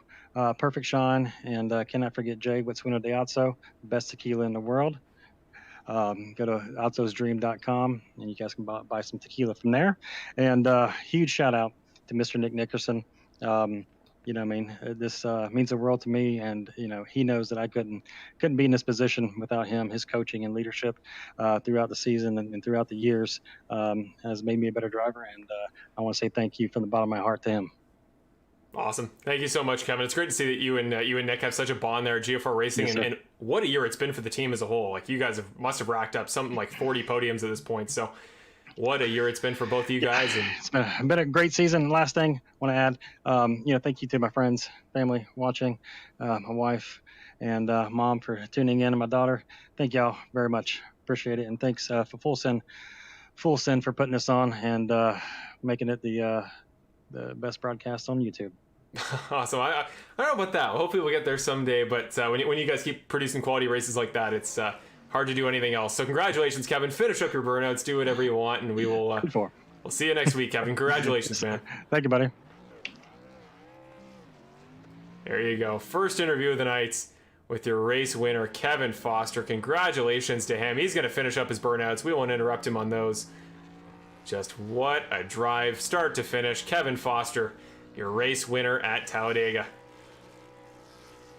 Now off to your second interview of the night. Now that we got your first done, it's time for second place runner-up, and more importantly, the top scoring finisher here of the playoff drivers.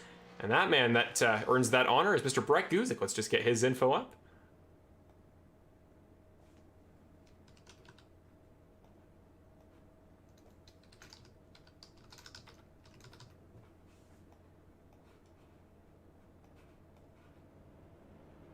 There we go. We are ready. Let's go to the front of Brett Guzik's lovely 04 truck that he's parked at the start-finish line. Get started. Oh, he did not finish third. That is just blatantly incorrect. He finished second at Talladega. Let's go to your second interview of the night with Mr. Brett Guzik.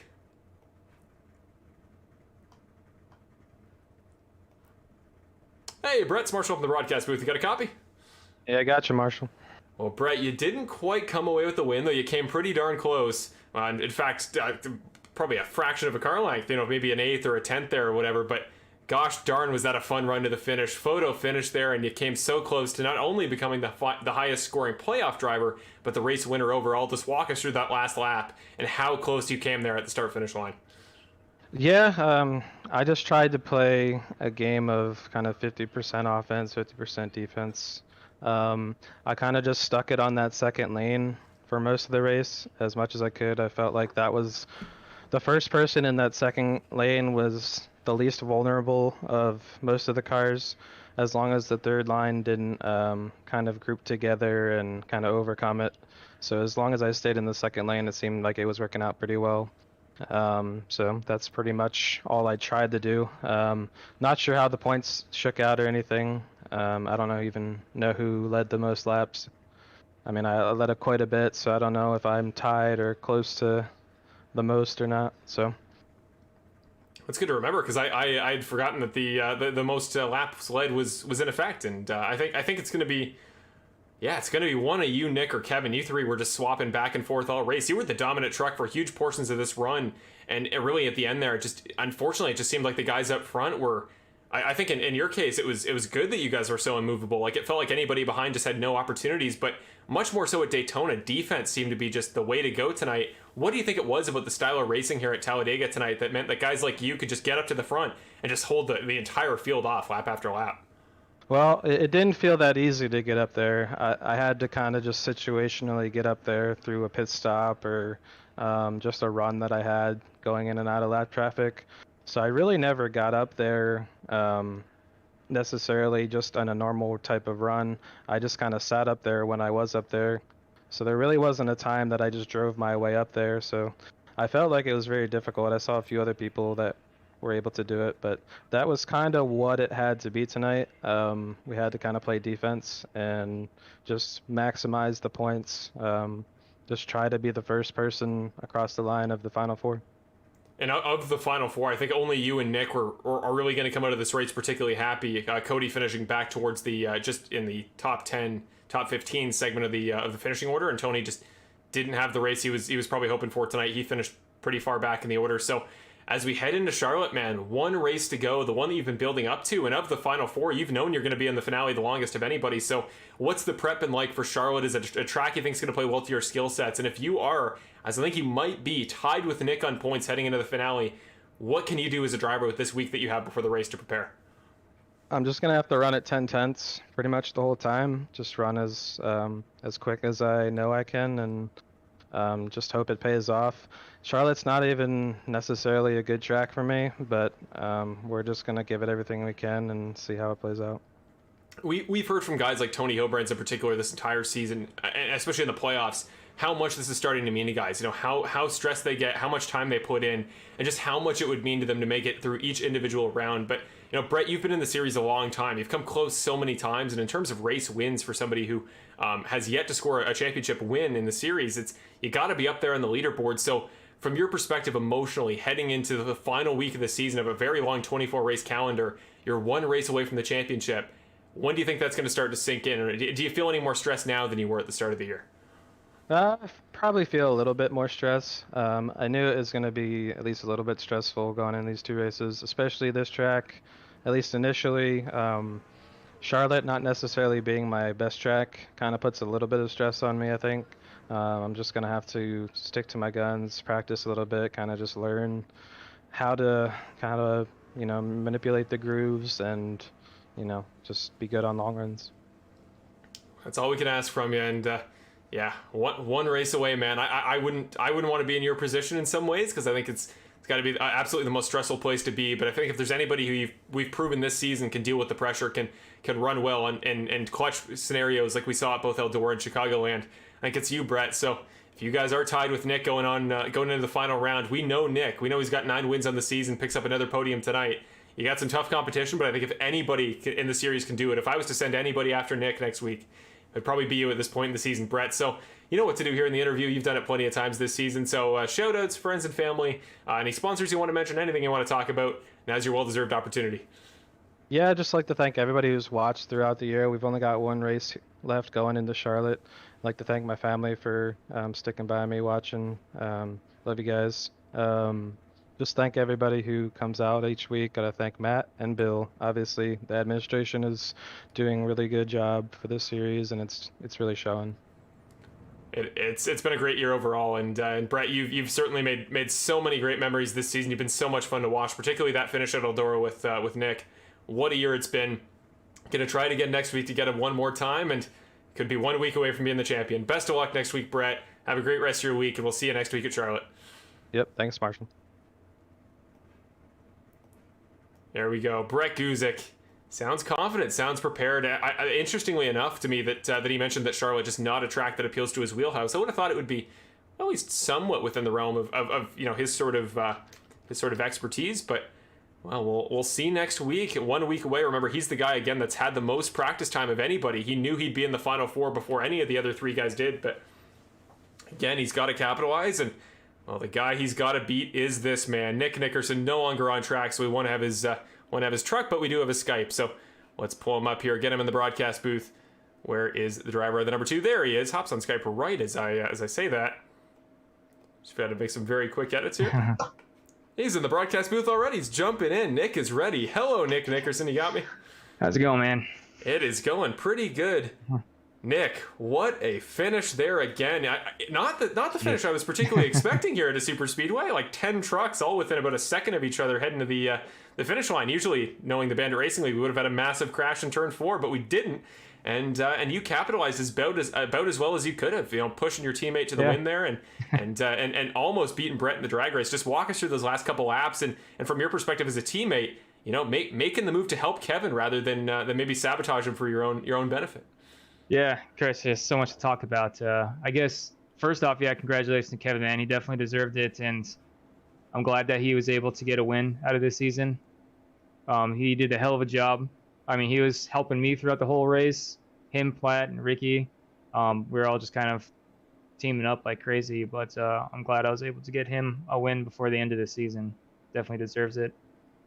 But man, that was a wild race. I mean, I have to eat my words a little bit. It wasn't as bad as I was expecting.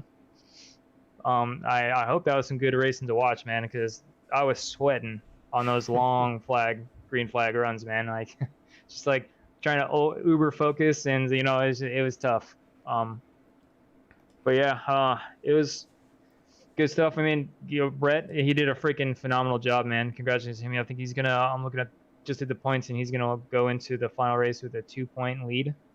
Oh, so he got the most laps led then? No, he got incident free. One of those iRacing things. I think Brandon pushed me in the back, and it gave me a 4x, so I lost those 2 points. What a guy. It wasn't his fault. It was hardly a push. It was just one of those things. And I lost the 2 points there. Otherwise, we probably would have been tied up going into the final race, which would have been interesting. But, is what it is. They'll just have to make sure that much faster and, get those bonus points in Charlotte. But yeah, man, crazy freaking race. Everybody was just driving so hard. I mean, there was times we were on a 3 wide, for many laps. I couldn't believe that there was only one big caution, honestly. I mean, yeah. Yeah, one big one at a super speedway in iRacing just doesn't sound right, does it? But I think that speaks to how far we've come as a series, that we were all able to run that clean. You know, everybody on different laps, different strategies, and we were still able to coexist as a series. So that was I'm very proud as a viewer to watch that race, certainly. But yeah, you came in with a very different agenda than I think a lot of the drivers had, because again, you are a playoff driver. You had to keep in mind that you didn't want to be in the position that Cody Welch and Tony Hilbrands are now in, where they find themselves considerably back from you and Brett up there at the top of the leaderboard. So from your perspective, how did tonight's approach change from Daytona, knowing the situation you're in now? And just, you know, you seem to be battling for all you were worth to hold on to the lead there. Was your goal from the very beginning to pick up that bonus point for extra laps? I was definitely trying that. And then to another point there, the reason that I wasn't in front of Kevin for most of that is because when that big one happened, somebody swiped me on the side, gave me a little damage. I knew my truck was probably not going to be able to hold its own in the clean air, so I was stuck having to finish behind somebody if I was going to finish up front. So I got a little damaged from that. Yeah, man, it's so crazy. I can't even think. I need to get him walk around, but yeah, it was crazy, man. Wild race. There was a lot of people that kind of came out of the woodworks for this race, so I thought it was going to be substantially worse, and I thought there was going to be a lot more accidents, but it's fairly clean. But again, you know, I've been very vocal about Talladega being in the final 2 races of the season where it's like its own playoff rounds. Yep. About how I didn't like it, and it was going to screw somebody over, and unfortunately, it looks like that happened to Cody. Cody must have been in that big one and finished 11th. So, you know, I mean, he's not technically out of it, but I mean, that's to make up 11 points on both Brett and I. That's gonna be a tough feat, you know. And I feel bad for him, and he's got a lot of people going to be watching him. But that's why I didn't like this format, and I hope we don't do it again. But yeah, at least Brett and I did good. You're right. I was going to say, I thought that sentence was about to be, you know, I didn't like that we were putting Talladega in the final 2. And then I almost tied Brett on points, and now it's fine. I don't care. But no, it really does suck for his situation. But again, you know, I don't mean to call back to worse times, but remember last season's finale at Richmond, you started out with some adversity there early. And if that happens to you and Brett, we get a similar scenario at a track that I think is going to be hyper competitive. Like Charlotte's a track that we've seen in the past. Many guys have pace at. If you guys are all dicing around and something goes wrong, Cody can be right back in it. We've seen before he can fight through adversity like nobody else. So yeah. So Richmond last year, what happens is I ran out of fuel going into the pit road. I never ran the car low enough, and I thought most cars in iRacing, they run out of fuel when you get to 0, right? When the Xfinity car ran out like 0.3. So I'm like chugging as I'm going in, and then as I was going into the pit, I got a speeding penalty, sent me a couple laps down. So that's definitely not going to happen again. I'll make sure of that. But yeah, I mean, you know, we can get wrecked out, you know, going around some lap cars. I don't know. We'll have to see. I mean, I keep thinking that some of these races are going to be terrible, and they end up being pretty decent. So, you know, the group of guys here in Bandit Racing League are getting better, it seems like. You know, doing a good job. Well, Nick, 1 race away. You're the defending champion. You got 1 more event to go. You are technically behind the 8 ball here, 2 points back of Brett, if, as you say, that is where we are going into Charlotte. So talking about the 04 truck, the last guy apparently in your way, unless Cody has a supernatural final race. Is that a guy that you're feeling good about? I mean, I know comparatively, if you look at the stats, you know, you technically outrank him in every category, but I feel like if there's any guy that's been able to hold with you this season in terms of podiums and especially wins here kind of later in the year, it's Brett. So how are you feeling holding your championship off against a guy like him? Well, Charlotte's always been a kind of a track that's been difficult for me, mainly turn 4 when my tires start wearing out. I just got to refine. I'm going to be going over a lot of telemetry and practice laps like crazy this next week, like making sure that I got that track down and where I know every single bump is, so that I'm burning my tires the least amount as possible, and I got the right line at the right tire wear, you know, and for those long laps, because I do not want to smack the wall coming out of 4, that's for sure. No. I'm going to make sure that doesn't happen, and that's always been a problem running at Charlotte for me, because I kind of get into the corner. I feel like I want to get in the corner too early, and then I kind of wash up on those used tires. That's really all I got to see in myself to improve. Just got to do some tire wear runs to kind of see where that's at, refine that a little bit, and I should be good to go. But, you know, Brett's he's fast, man, and he's going to put the practice in too. I just hope that I can get pole, lead the most laps, stay incident free as long as Brett's incident free. If he gets the incidents, then I don't care. And just try to win the race, man. I don't know. That's all I can do. Well, Brett didn't sound particularly favorable for Charlotte either. It didn't sound like it was one of his favorites. So both of you guys are going to have stuff to overcome. But I would absolutely be curious to have a stat at the end of the week to see how much caffeine you guys ingest running laps to practice for Charlotte. Because this is the big one. I know you're always a guy that puts in practice, but now more than ever you got to get ready for next week. But Nick, another podium. I thought there, I was like, oh, it's Talladega. Either he's going to win, he's going to get the monkey off his back and get that first super speedway win in recent series history, or he's going to wreck out. And you did neither, and you come home for a very uncharacteristic third. But third was still an incredible performance. Again, you're in the conversation, and I think being 2 points down when you're the guy with 9 wins on the season, defending series champion, doesn't sound quite so bad. So for the final interview of the night, you know what to do. Shout outs if you want to shout out Kevin, race winner, friends and family watching, anything like that. Sponsors, now's your time. Yeah, man. Well, first off, to go back on that final lap, I was pushing Kevin and Platt was pushing me, and there was a time where like all three of us were locking bumpers, and I swear my truck was lifted up and like facing the right. Like I for sure thought that I was gonna crash, but for some reason it stuck. I was holding my breath the whole time. But yeah, man, I just gotta thank Big Red Propane. I'm glad that both our trucks got into victory lane this season. That's freaking awesome. TechNet, Perfect Shine Auto Spa.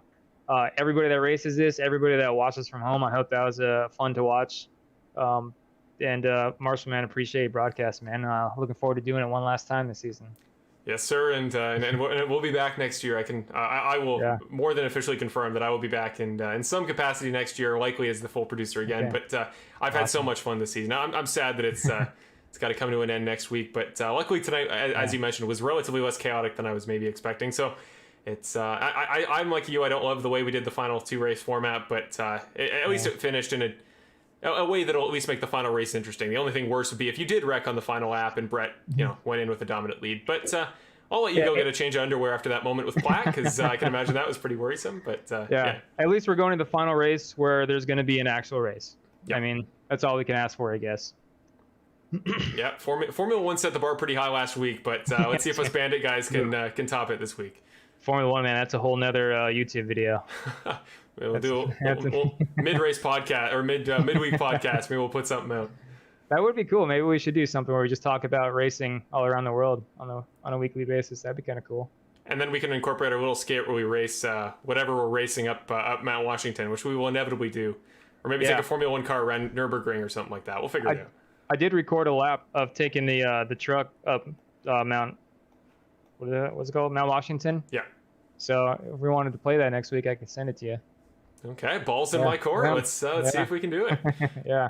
But, in future, Nick, I promise I'll be in the truck, and I'll pick a track, probably Mosport, that I can actually give you a run for your money at in any capacity, and we'll make it happen one day. But for the time being, one more week, Nick. Best of luck, defending champion. Let's see what you can do next week at Charlotte, and have a great rest of your week, man. Hey, appreciate it, man. You too.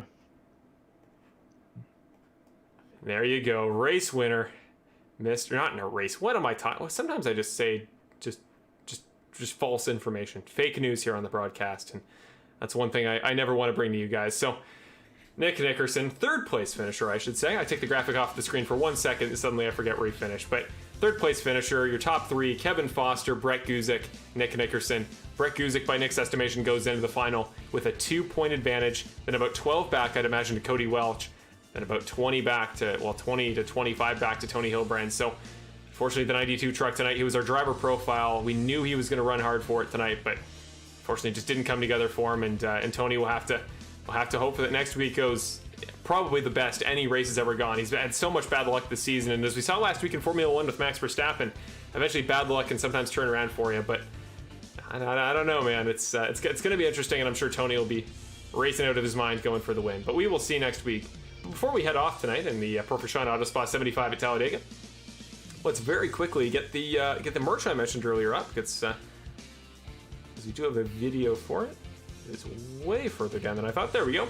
So here you go. The Bandit merch has been updated. We got another little video here showing what we got available. Bandit merch site, as always. I know the prices are in Canadian, so for context, $30 Canadian is probably 22 American, so much less. Remember, things are made almost to cost. We're really not here to profit. We're here to make you guys some great stuff to buy and support the series. Rep your favorite driver or the series as a whole, or your favorite broadcaster if you want a Full Send Racing Network shirt.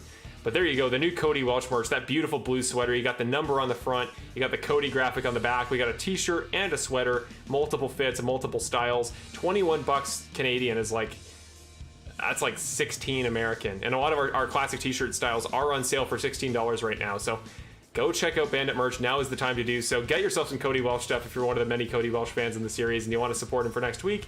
Can't promise it'll get here in time for Christmas or for the finale on the 22nd.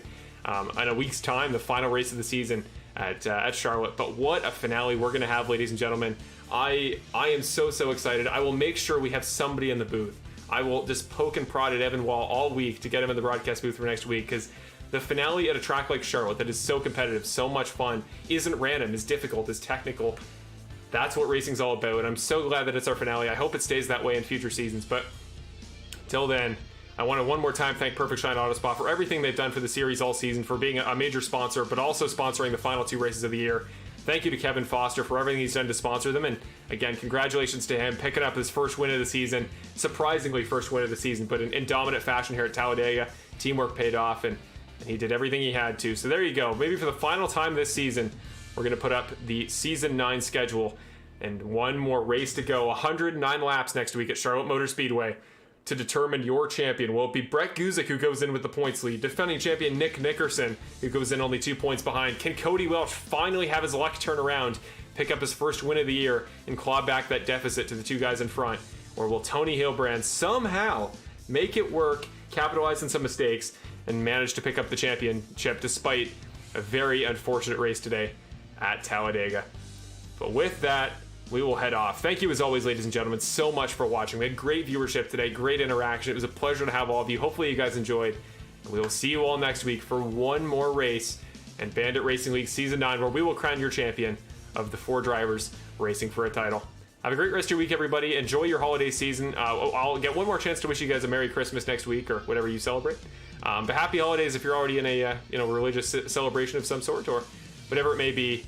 Have a great rest of your week, everybody, and hope to see you next week for the season finale at Charlotte. Have a great week, everyone.